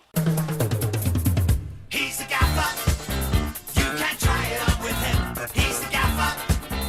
Even when he's on a limb. He's the gaffer. When his back's against the wall, has the answer to it all. He's the gaffer. So that was Marc Dos Santos there, just sharing some thoughts about the Whitecaps, the Orlando tournament, and a few other things as well. Now, one of the things he alluded to there was that squad depth. He feels it's a deep squad. I kind of do as well. Mentioned in the first part that I was listening to the Athletics podcast. It's called Allocation Disorder. And the guys there, Sam and Paul, were saying that they feel that the Whitecaps have the worst roster in the league, which I thought was a little bit harsh. We're 1-1 for the season. We went down and won NLA. We didn't play well against KC. Mark admits that. We don't have the weakest roster in the league. I don't think so either. I think it's like I think it's a lot of overflow from last year. That's the one thing that they have improved on is on the pitch right now at this point through 2 games, through limited. I will say this. I agree with you guys both. I agree that that's a harsh sentiment, but I don't think Vancouver's roster is very good, even in an MLS way of looking at things, because, again, they don't use the designated player spots the way they could. And I think that really, really holds them back. That's one thing they don't have that most teams in the league do have, and I think will always make people look down on them because of that. Now, they can overcome a little bit with chemistry and, work effort and work rate and all that kind of stuff, but I definitely do not think they have the quality when you compare them to some other. But the other thing I'll say is the depth. The depth, I agree. Like we've said, like for 10 straight years. We've said the depth this year in the squad is better than next year. And that's what's supposed to happen in a salary budget league where it goes up every year. You should get better every year. The problem is, I think most teams in the league, maybe probably not everyone, like they would say, have also gotten better. And Vancouver is not fully keeping up with most of the teams, I would say. But I don't think most of the teams do use the DP spots that well. Like not most. I'd say half of them don't use it that well. So I would say that they're right in the same boat with everybody else. Yeah. And like this is a tournament as well where teams have not been playing, so you don't know who's going to be fit. And Mark said there that the guys are taking it really seriously. They want to win this tournament. First and foremost, they want 9 points from the group games because we just don't know what's happening after this. But it'll be like the academy when they change the rules and everything halfway through the tournament. Probably something will screw us over. I mean, talking of the academy, they're not going to be playing the kids, just throwing them in by the sounds of it. I thought he may have done that initially, but then the last couple of weeks when he's been talking about the tournament, I think he's made it clear he really wants to win it. I was a little bit surprised that he said some of the best teams can win a tournament like this with just using 15 or 16 players. That does feel like you're maybe going to be really struggling to get the best out of some of the guys and like just running them into the ground. But no one really knows what's happening after the tournament. MD has talked about it there. He's putting everything we have into Orlando, is what he said. And I think that's the sensible thing. And I think they're 66-1 in the bookies' odds to actually win the tournament, which, yeah, they might not win it. But I definitely think they'll get out the group. And once it's a knockout round, it's a one-off game. Anything can happen in a one-off game. No, I agree with that. Like, especially the way they play sometimes, where you, like, especially last year when you didn't expect them to win and they end up getting a result. Yeah. And they are in a weaker group, I think. I can't remember. Was it FC Dallas? Seattle's in it. Yeah, FC Dallas and San Jose. So they're in a play. They're against players or teams, especially Seattle, San Jose. Seattle and San Jose had the coronavirus ramped up initially, where they were probably shut down really quickly, and then now FC Dallas is in a hot spot in Texas where now it's really like ramped up. So who knows how many players are going to be testing positive there. Remember, players test positive, they're out of the tournament, basically, essentially. Like, well, so if the Whitecaps could keep coronavirus free, which thanks to Dr. Bonnie Henry is probably a best chance. And by the way, she should never have to buy a drink or a meal again for the rest of her life. That's just my personal opinion. I think they have a very good chance in that case. Now, it doesn't look like the Whitecaps will be playing anything apart from intra-squad friendlies because they don't want to go down to Florida early. In the next part, we're going to talk about the Orlando tournament. So to me, that's very sensible. And they're focusing on the players' mental health. Because being away from your family for 6 weeks is bad enough. You go down early just to play a couple of friendlies, and you're going away at, 8 weeks? So I think that's a sensible thing. But it's also nice as well to see him valuing the Champions League spot. We talked about that last week. But also he wants the Voyagers Cup played. He wants that to be an important thing that is done this year. And I agree with him. It should have priority over some of these league games. The Voyagers Cup can be played in a bubble where they can actually play the game, I think, over 3 weeks, the whole tournament if they wanted, or even less than 3 weeks if they wanted to. Would be 3 games in a week or something like that, and then it's a total of 10 games. So I think they could do it in 2-3 weeks, bang it out. Maybe they could play in like Saskatchewan or something like that. I would love it to be in PEI or in Langford, personally. Another great photo, Steve, with Mark in his Swope Park Ranger days talking to Michael. Yeah. Still got that hat and that T-shirt, probably. Because I'm wearing for this an East Fife T-shirt from East Fife jersey from 1996. It was our first tartan strip. We've got our new tartan strip coming out for this season. East Fife wore this shirt when they played Man United in a friendly. And the Man United team was David Beckham, Steve Bruce, Ryan Giggs, all the young guys. I thought you were just wearing a flannel shirt. Yeah, yes, sir. I'm wearing one of my favorite jackets, Michael. You can't really see it, but it's a very nostalgic jacket because it has. Well, you keep rubbing it. It's hard to see it when you hand on it. You can't see it. It has flare holes in it from Swan Guard. Oh. Wow, it's not just me that keeps closed then for a long, long time. Last thing for this part, just with what Mark was saying, we touched on the homegrown rules there, and the rule that I had not heard before until Montreal signed 2 players this week, off-roster homegrown deals. So until they actually play a game, they don't count towards the salary cap. I think that's sensible. Mark talked about the club as kind of talking to the league just now about how things like this can work. Maybe it's a new thing that MLS started to keep people from going to Europe, I guess. That could be it. I think it makes total sense if that is what they've done. But Mark also dropped a little snippet in there that MLS are looking into an under-23 league, because we know they've taken over USSDA. That doesn't exist anymore.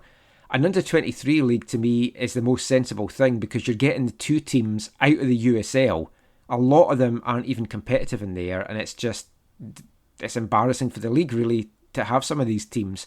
So if you had an under-23 league, that's the best thing, I think, for teams like the Whitecaps. Yeah, that was one of the interesting things that MDS just said in that interview, was that, yeah, we want to bring through young players, but we literally don't have the pathway here right now set up the way it needs to be. Michael, do you think it's too much to say that if the MLS 2 sides left USL, that's maybe the beginning of some of the fracturing or the separation between the 2 leagues? Very possibly. I mean, they'd have worked closely together. If you take the 2 teams out of it, I don't really see what is in it for USL to keep the partnership going. You could have loan deals coming down, but if you've got an under-23 league, surely teams would just be having their guys in that. Yeah, I don't see what the USL would benefit from keeping that relationship.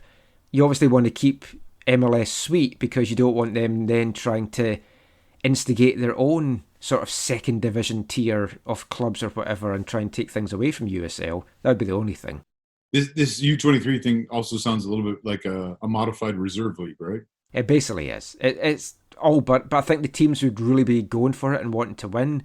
So I think it'll be a competitive league. But for development things, it's actually giving them the games that they need. And that's what all these young guys need. You can almost guarantee it'll be U23, but they can have exceptions. So it'll essentially be the reserve league, their own setup for 2s. Yeah. But that is it for this part. We will be back after the break looking at the MLS Orlando tournament. And we'll be back with all of that after this. Hi, I'm Maxime Crépeau from the Vancouver Whitecaps, and you're listening to the EFTN Show. The dinosaurs are stuck on Denmark Street. The boots of Hendrix lick my feet. I'm not bothered, I never was. It's a crap caravan on Tis was. The dinosaurs are stuck, no way to get down. The meteor sinks its teeth in the ground. I'm not bothered, I never was. It's a crap gag from Spit the Dog. Cameron's hairdresser got an MBE. I said to my wife, you better shoot me. It's all gone, what do I do? Tell my daughter it's not true. Tell my daughter it's all gone wrong. Pig tongue, pig tongue, pig tongue. Get out the mood, dog race. Get out of the way. Get out of the mood, dog race. Get out of the way. The dinosaurs are stuck on Denmark Street. The boots of Hendrix lick my feet. I'm not bothered, I never was. It's a crap caravan on Tis was. The dinosaurs are stuck, no way to get down. The meteor sinks its teeth in the ground. I'm not bothered, I never was. It's a crap gag from Spit the Dog. Welcome back to the AFTN Soccer Show on CITR Radio, 101.9 FM. That was English band Sleaford Mods there, with a song from their 2014 album Divide and Exit, Tis Was. Today is Saturday, watch and smile. If you've no idea what I'm talking about, this is probably going to make this week's 3 of a Kind a little bit more difficult. That's one of the clues I'm going to give you. So we had Well, Well, Well by the Wooden Tops as the first song, Tis Was by Sleaford Mods there. Now all I'll say is that the link this week isn't just about the songs. Have you worked out what connects this week's 3 of a Kind? If you have, what do you think the third song is going to be? We'll find out at the start of part 5. We'll get back to chatting about MLS and the tournament down in Orlando very soon. But before that, it's Wavelength time, everybody. Yes, my favourite part of the show. The part where we play a song about football. It could be by a band. It could be by a footballer. It could be by a football team itself. But the one thing that brings all the songs in this section together is they're all about football. And we're going back to 2013 this week, and a song from a London band that we've played before on the show, Booze and Glory. And this song is from their 2013 LSC Singles Collection CD, and it features on vocals a man whose own band has featured in the show a lot, The Businesses, Mickey Fitz. Both bands are big West Ham fans. We've played some of their West Ham songs on the show before, and this one it's weird to listen to it because it's 7 years old, but it's as relevant today as it was back in 2013. This is We're Not On Our Way to Wembley.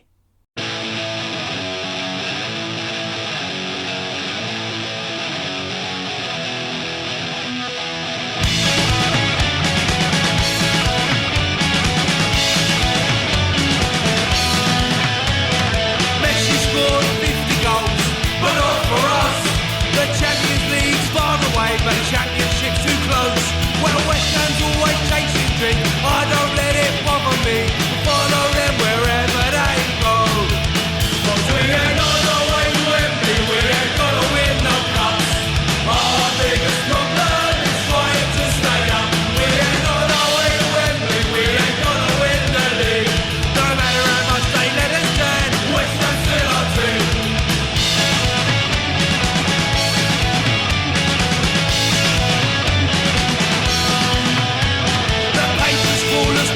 Jobs, and so what? I'd rather be a minor job than in an executive box. Staying up or going down, born West Ham or by a fan, I'll follow them wherever they go. 'Cause we ain't on our way to Wembley, we ain't gonna win no cups. Our biggest problem is trying to stay up. We ain't on our way to Wembley, we ain't gonna win the league. No matter how much they let us down, West Ham's still our team.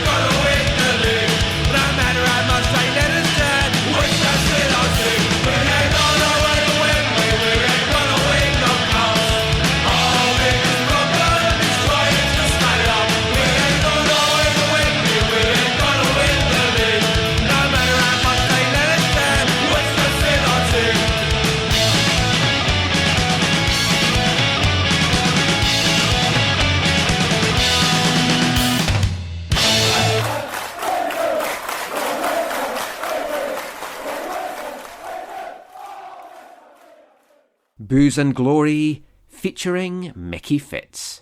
R.I.P. Mickey. And that was We're Not On Our Way to Wembley, all about West Ham and their struggles to stay up. Fast forward 7 years, they're in the same boat, facing relegation from the Premier League, not playing very well, and you kind of have to wonder at the moment where their next win is going to come from. No wonder Karen Brady wanted to just scrap the leagues and just have no promotion or relegation. They look in a lot of trouble this year. Okay, let's get back to the football chat now. And we're going to be looking at the Orlando tournament. We've talked about it for the last couple of weeks. We've not had Steve on for the last few weeks, so it'll be interesting to get his thoughts on some of these things. MLS is back, and it will be back on the pitch in about 3 weeks' time. Or will it? Because the number of positive COVID cases in Orlando, and in particular Florida as a state, continues to go up. The league and the MLSPA don't seem overly worried just yet, or at least the Players Association aren't making any public comments about that. They might be having private discussions about that. The case numbers are going up, no matter how you look at it. The deaths aren't just the positive tests. Of course, if you listen to Donald Trump, if they stop testing, then there won't be as many positive tests. So that's the way to solve that.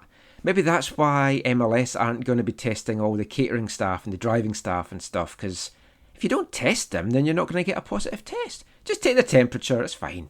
Yeah, it's okay. Because it's hot in Florida anyway, so their temperature will be elevated. Yeah, everybody's going to have a fever there. Now, Bill Hamid sent a tweet this week. Basically, he sent a tweet out saying that he felt it was like they're going to be in jail, they're going to be like caged, and you have to let the people out because he said, I'm allowing you to shove something up my nose every 2 days, but yet we can't go out and we're kept in the hotel. What he's missing by that is it's not that they don't trust the players to do something. It's like you're going out into the public that are clearly not following things and getting sick. Yeah, exactly. Especially down south. That's why the numbers are increasing so much. It's how many weeks did they say this tournament's gonna be? Like a month? If you're there to the very end, it's 6 weeks. Yeah, and so Bill Hamid, if he wants to get out, just let in a few goals in. That's no big deal. You'll be out in like 2 weeks. Yeah, just have your 3 games. You'll be back home with your family. Can you imagine that if some people like through this thing because they know they're going to get paid for the whole thing, right? Yeah. They're getting their salaries. So you imagine them like throwing the games or whatever but in order to get out of their You'd have to be really bad in all the games not to go through. Three of the 4 teams is pretty much going to go through.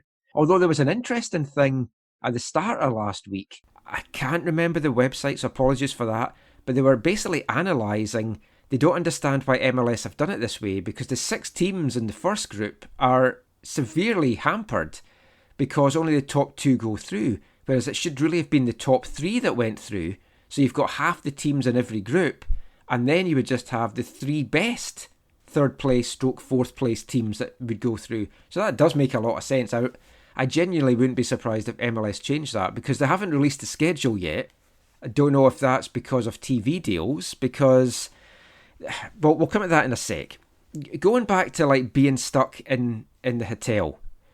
Keith Smith, who covers the NBA for Yahoo, he had a very interesting Twitter thread on Wednesday that was detailing what he's been told are the NBA and Disney's plan for their players in Orlando. Now, that NBA is allowing families to come for one thing, but they're putting on entertainment in the hotel. They're going to have after-hours visits to the theme parks. Oh, the families are coming in, not initially, but once teams get eliminated and kicked out of the whatever, like they're eliminated from the thing. As the weeks go on, more family will be allowed in. But initially, there will be no family in for those first regular season and probably the first round, 2 rounds even. So that might be a little bit more up there. I heard it because ESPN now comes on our show, I think, so I'm able to watch it. So they updated it regularly. So initially, no family. And as teams get eliminated, they get sent home. Then they'll allow it to bring family in because it'll be teams that last longer there. You're right about the entertainment. There's like a DJs, there's like bowling, there's a whole bunch of other things. There's a lot of because nobody else is going to be using it. Only the players. There's nobody else there. Did you hear, Steve, that as a part of this, Disney is going to put on screenings of movies? Yeah, that won't be in theaters until months later. Yeah. So yeah, I heard of that. You're going to get to watch like Black Widow before it comes out in November. All of a sudden, we see Steve signed to a homegrown contract. I'm going to have to get a better mask than this to cover everything else on like my face. Steve just needs to find a relative in the NBA. You can go be a part of their family. Now, I mean, MLS haven't announced what they're doing yet. Mark kind of alluded to the fact that they're looking at doing things as a club to try and keep people basically mentally switched on, because that's going to be the hardest part. You're away from your family. You're all in the one hotel as well, which I still think is crazy. I know these are big hotels, but like keeping the players mentally focused and not going stir crazy is definitely going to be a thing that the teams that do that best are the teams I think that will perform best on the pitch. Yeah, I can kind of relate a little bit. I probably had a shorter term, but I was stuck in my room for 2 weeks because my mom came back from India, and because I have asthma, I didn't want to interact with anybody, and so she was in her room for 2 weeks. I was in my room for 2 weeks. Did I tell you guys? No. Oh, I never mentioned that. Oops. Okay. Breaking That's news. where he was. No, so I was in my room because I had my work in my room too, so I was able to. So I had no interactions. Sandeep stayed in the kids' room for 2 weeks. She slept there. I stayed in my room by myself. So by the Thursday or because I got out on Friday, by like Wednesday, Thursday, I was going very stir crazy in my room. It was pretty hard. Did Skip the Dishes come to the window or no? She my wife she delivered the food in the front of the room. It was like a little knock, like the prison movies. Yeah, it was essentially a knock. You're right, 100%. Did you tip well, Steve? Oh, after the 2 weeks. Oh no! Let me put an image for that. No, just kidding. Now, I mentioned about the broadcasting side of things as well. Now, the situation between ESPN, who are producing all of the content and then licensing it for other broadcasters, because it's the ESPN Worldwide of Sports, their negotiations with Fox, or their dealings with Fox, they don't appear to have gone smoothly, according to The Athletic. Fox coverage, apparently, when they're producing MLS games, they spend about $75,000 producing a match. ESPN spend about $100,000 producing a match. I don't know if that's because Taylor Twellman's salary is a lot more expensive than what the Fox commentators have. But the feeling is that because of innovations and stuff to do with what they also have to get security-wise, safety-wise for this tournament, each match is going to cost $125,000 to produce.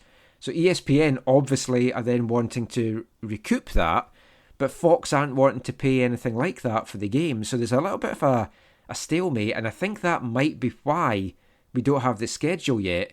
Maybe Fox are saying, well, we want the best matches then if we're paying for that. And the ESPN will be like, well, no.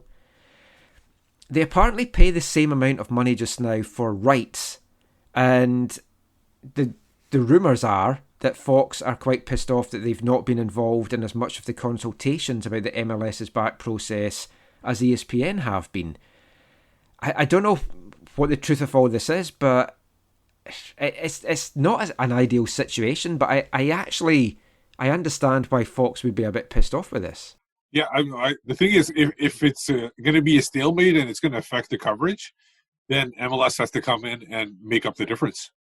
Essentially, they have to foot the bill at this point. Actually, so that might be what Fox are then saying. It's like we're paying what we usually pay, so you have to pay the rest. Yeah, that would make total sense, actually. How are they going to do that when they're losing $1 billion this year?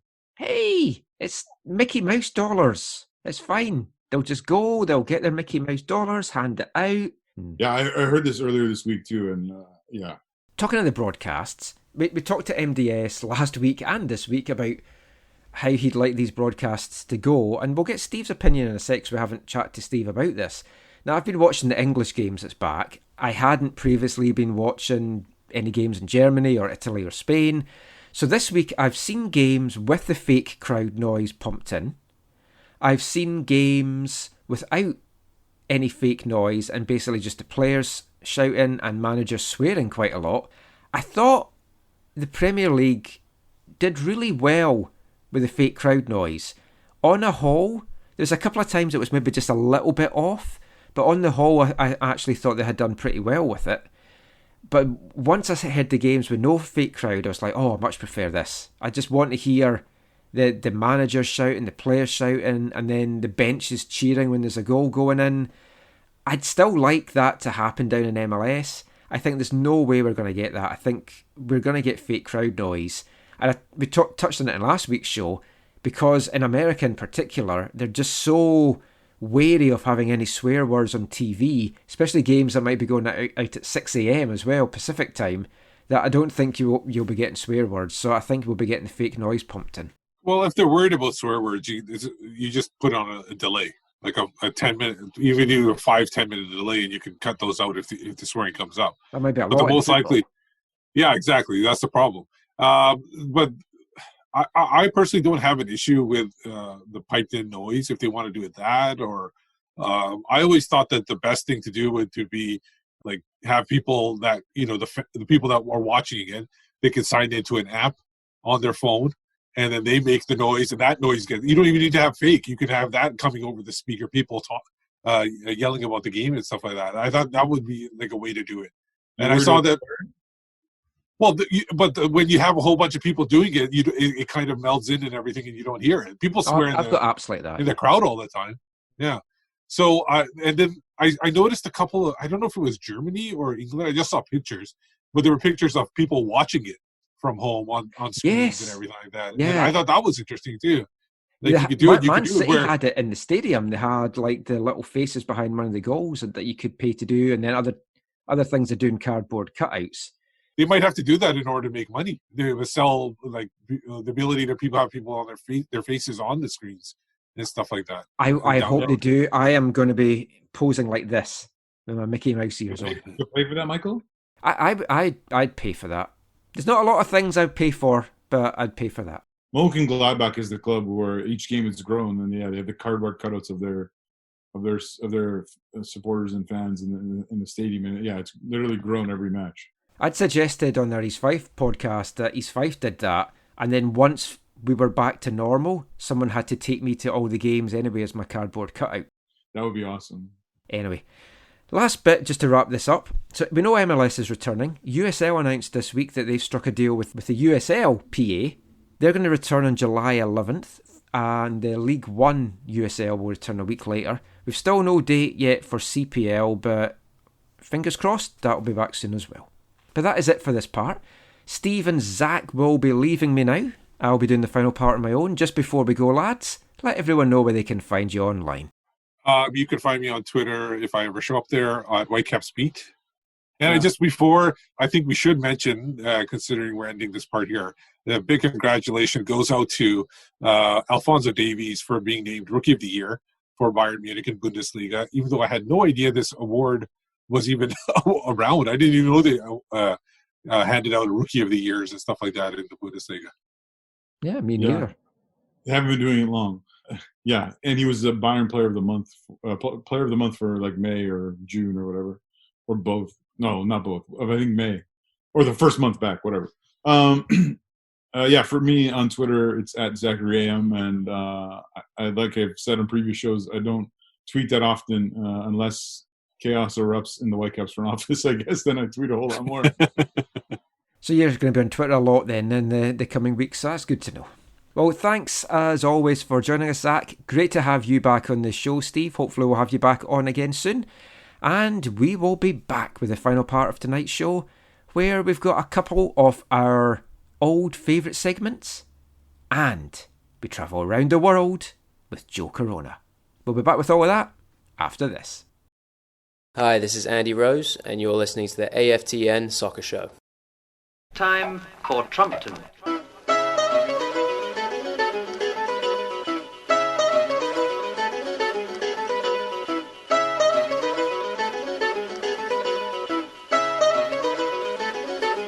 Suddenly,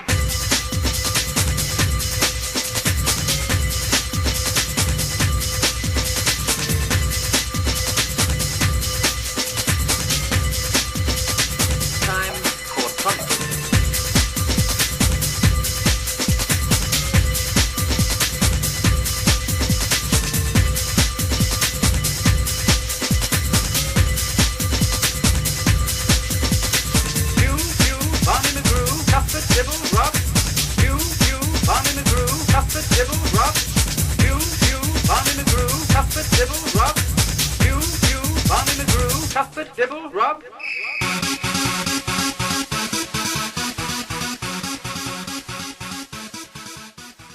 Welcome back to the AFTN Soccer Show on CITR Radio 101.9 FM. And kicking off this part, we went back to 1992 the techno sounds of urban hype with a song called A Trip to Trumpton. That was also the final song of tonight's Three of a Kind. We had the Wooden Tops' Well, Well, Well kicking off part 3, 'Tis Was by Sleaford Mods kicking off part 4, and A Trip to Trumpton there by Urban Hype kicking off this part. The Link?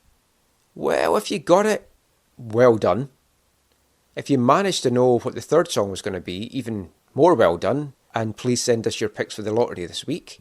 Last week, we had a Trumpton-related song as the final song of Three of a Kind, but for a different connection. Last week it was Riots. This week, it's more about Trumpton itself, which was a 1970s children's TV programme in the UK, as was 'Tis Was. The Wooden Tops, who were the band for the first track, was a TV show for children in the UK in the 60s. It also carried on into the 70s. I remember watching it when I was just a little nipper, and it was on something called Watch with Mother, the theme music for which kicked off with a lady saying, "Are you sitting comfortably? Then we'll begin." So it's pulling it all together for our 400th episode. The link was UK children's TV shows, a very niche link I know, especially if you're not from the UK. If you got it, well done. If you didn't, don't hate me. We'll be back with another Three of a Kind next week. So Three of a Kind is one of our newer sections on the AFTN Soccer Show, but let's take you back to one of our old mainstays now. In the last part, we talked about MLS close to being back in action, the USL getting close to back into action. We don't know, of course, when the CPL, FC Edmonton, and their head coach Jeff Paulus will be back on the pitch. But what we do know is what is his favourite jam. What's your favourite jam? Traffic jam.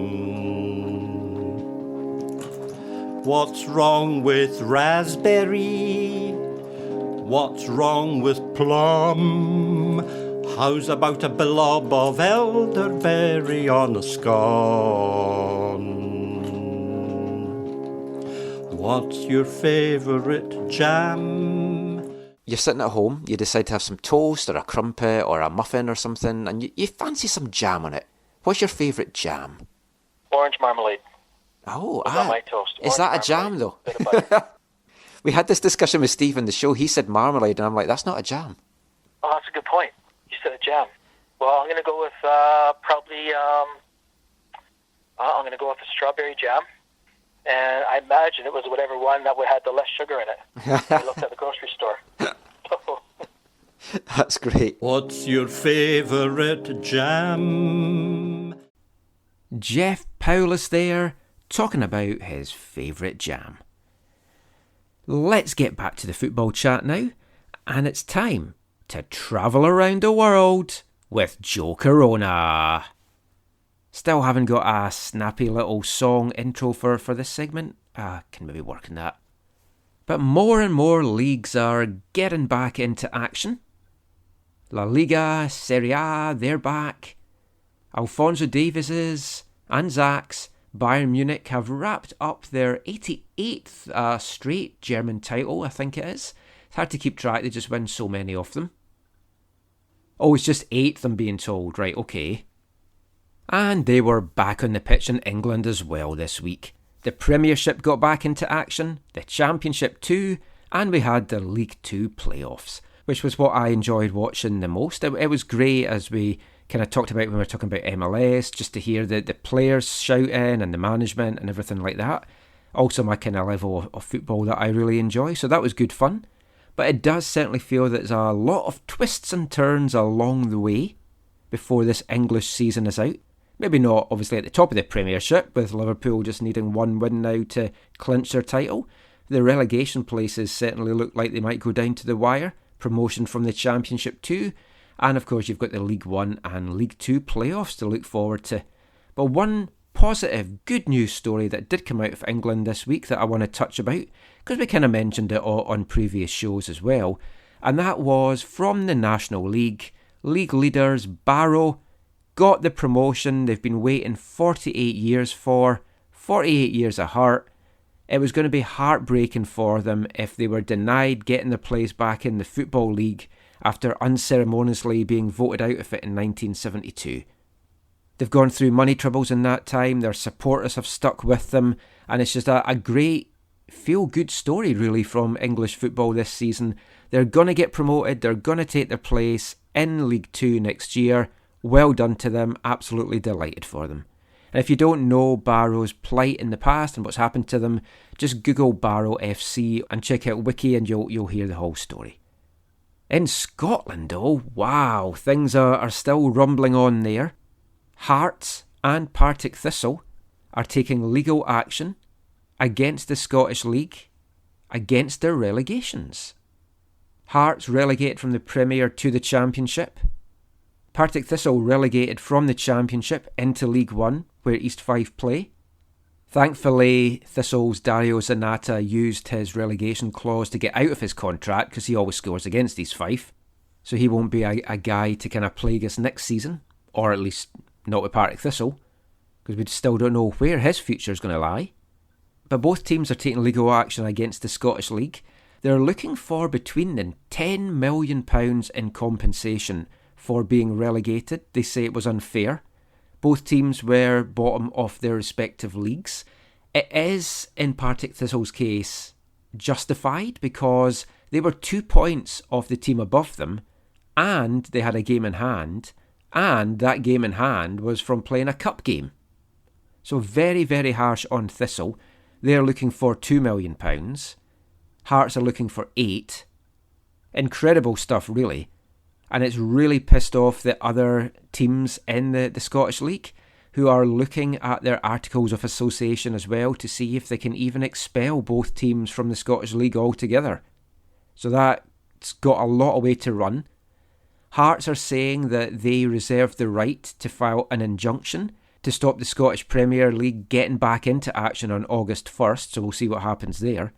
The Championship, League 1 and League 2 in Scotland, they won't be getting underway, however, until October, so there's still a lot of time for things to get sorted out with that. Obviously, as an East Fife fan, I don't want Thistle getting £2 million because that's going to help them then get promoted again, making it more difficult for East Fife to get out of the league. League reconstruction, though, in Scotland is completely dead in the water. It was voted down. East Fife were one of the teams to vote against it because if it had gone ahead, basically they were going to be in a league with 9 teams that do not bring many travelling support to them. So they didn't want to do that. So basically they put East Fife first and foremost, which you have to do in this thing. And I know Hearts and Partick Thistle are doing that as well. But this seems to be the story that's just going to run and run and run over the summer in Scottish football. But if you're interested in those kind of wranglings, certainly something to keep your eye on. The other thing, of course, to keep your eye on, with a bit of a nod to MLS's Orlando tournament, is now that we've had the first round of matches over in the Premier League and the Championship in England, what's it going to be like for positive tests and stuff like that? They're not living in a bubble like the MLS players are going to be, so that's going to be an interesting one to watch for in the week to come. Hopefully there's not going to be a spike in positive tests, and yeah, we'll see what happens there. But that is it from our travels around the world with Joe Corona. We've just got one last little bit of this week's show, and for that, we're going to bring you the first part of our new episodic drama serial. The last one that we ran seemed to go down pretty well with a lot of folk. I got a few messages from people saying that they really enjoyed it.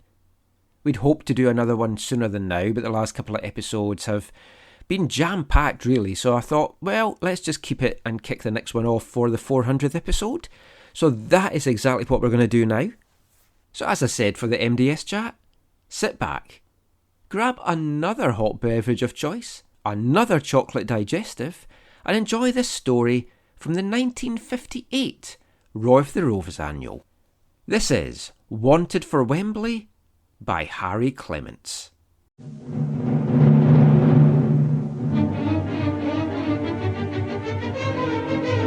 Wanted For Wembley by Harry Clements.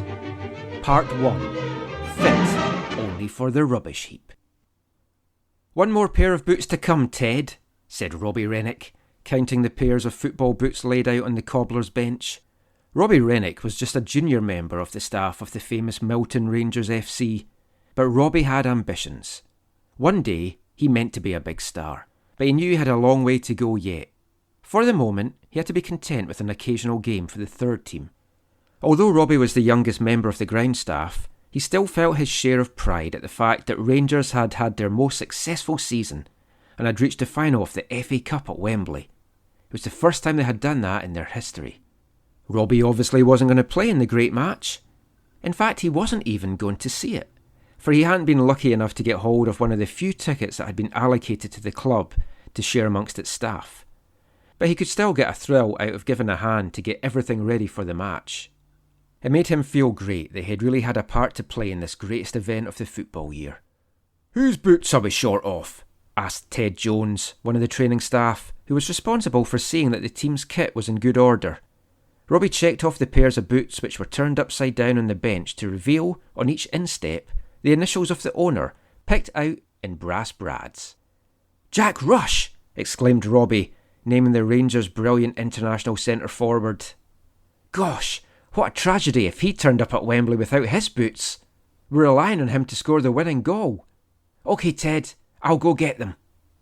Robbie turned to a wall rack where many more boots were hanging and lifted down a fairly new pair stamped JR.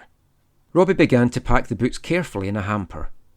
As he handled each pair, he reminded himself, with a sense of excitement, that in less than 24 hours, these same boots would be speeding over the famous Wembley turf. The eyes of 100,000 excited fans would be on them. The television cameras would be flashing their picture onto 1 million screens around the world.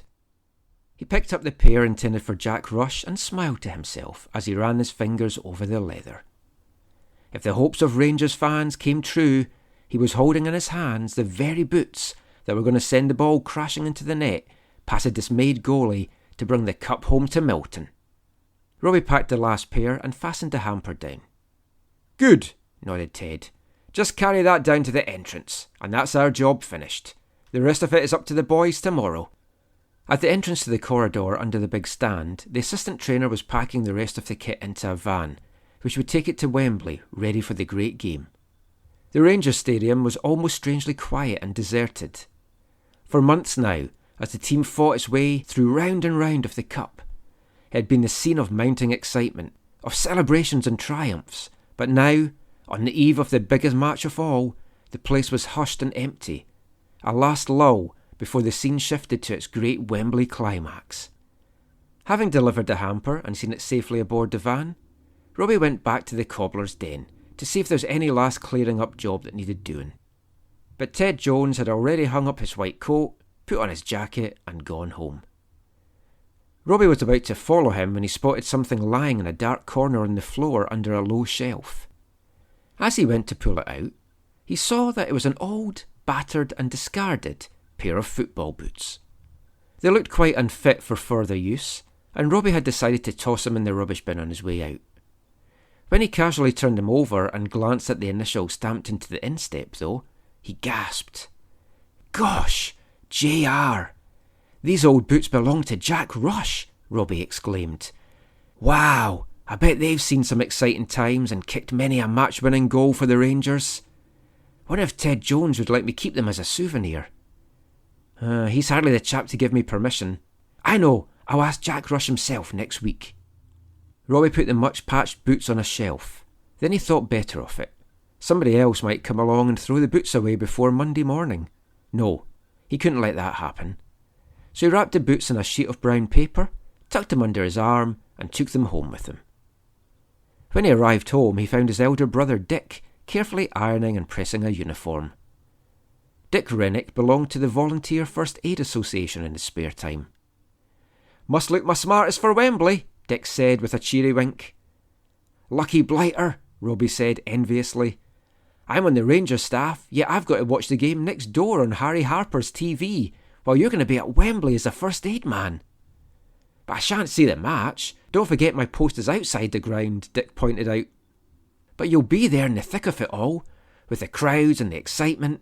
At least you'll get all the cup final atmosphere," Robbie argued.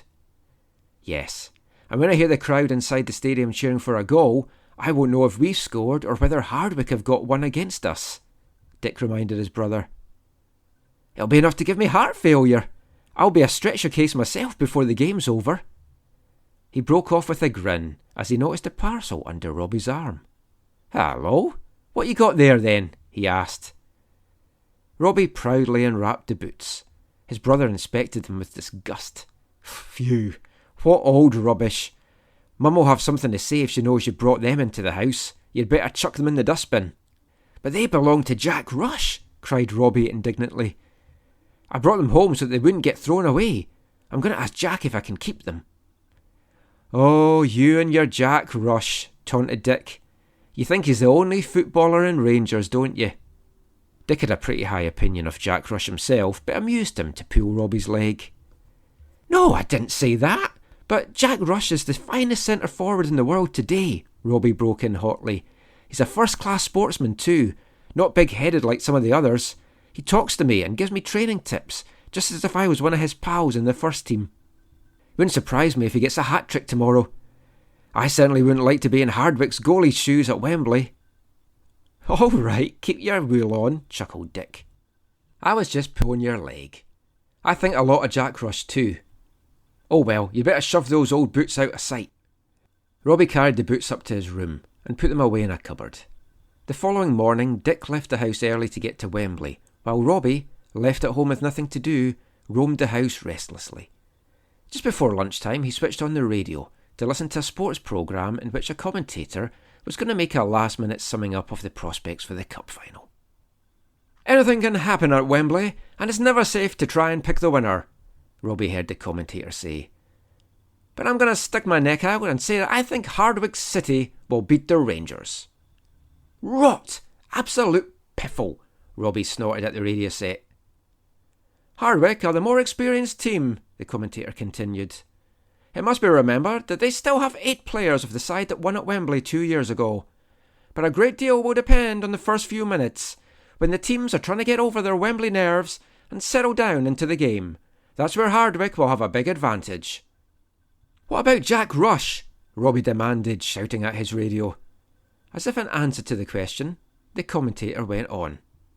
For Milton Rangers, much will depend on Jack Rush. He has played on many big occasions, including internationals, and it's not likely to let even a cup final put him out of his stride. If he can get in with one of his famous net busters early in the game, it may make all the difference to the chances of the Rangers. He will too, Robbie nodded at the set. I was talking to Jack Rush yesterday, the commentator went on.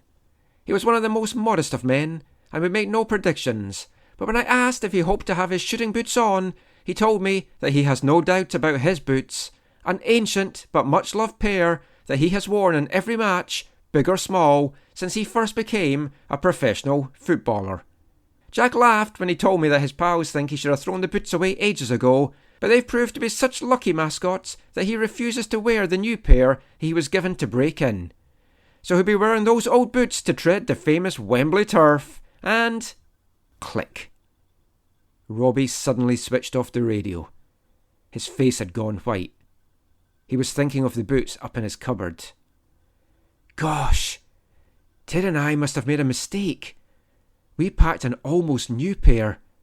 Jack Rush has gone to Wembley without his favourite boots, and I've got them here. What am I going to do?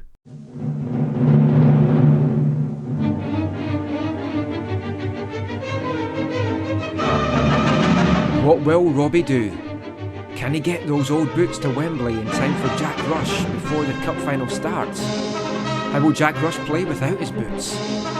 Is this the end to Milton Rangers' cup final hopes? Find out next time in episode 2 of Wanted for Wembley by Harry Clemens.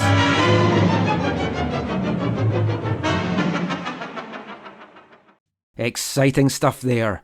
What will happen next? Find out in next week's AFTN Soccer Show. But that is it for this week's episode. Thank you as always for listening. Thank you for supporting us over the last 400 episodes.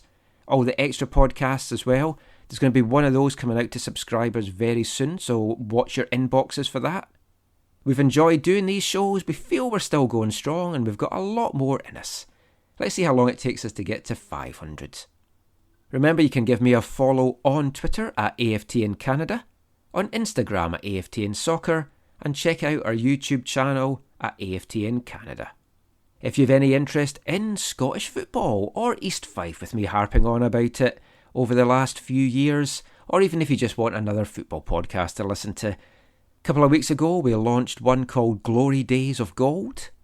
You can find that on Podbean, glorydaysofgold.podbean.com, also on iTunes and Spotify.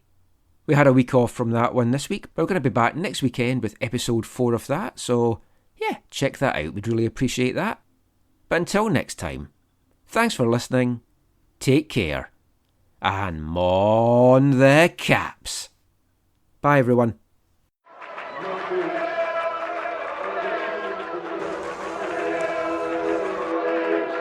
Going to your first match is an experience you never forget. The atmosphere of what's going on around the pitch looks beautiful, and you always look and go, wow, I'd love to play here one day. If you get the bug, it's going to stay with you for life.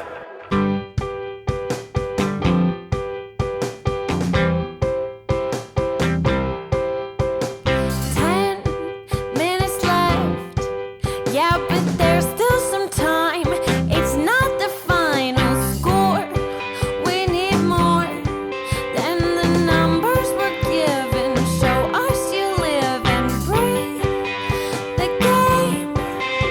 You're more than a name, that's what we came for. We can bring you more than the score. Every story, let's take this thing off of the field into the real world, away from the numbers, away from the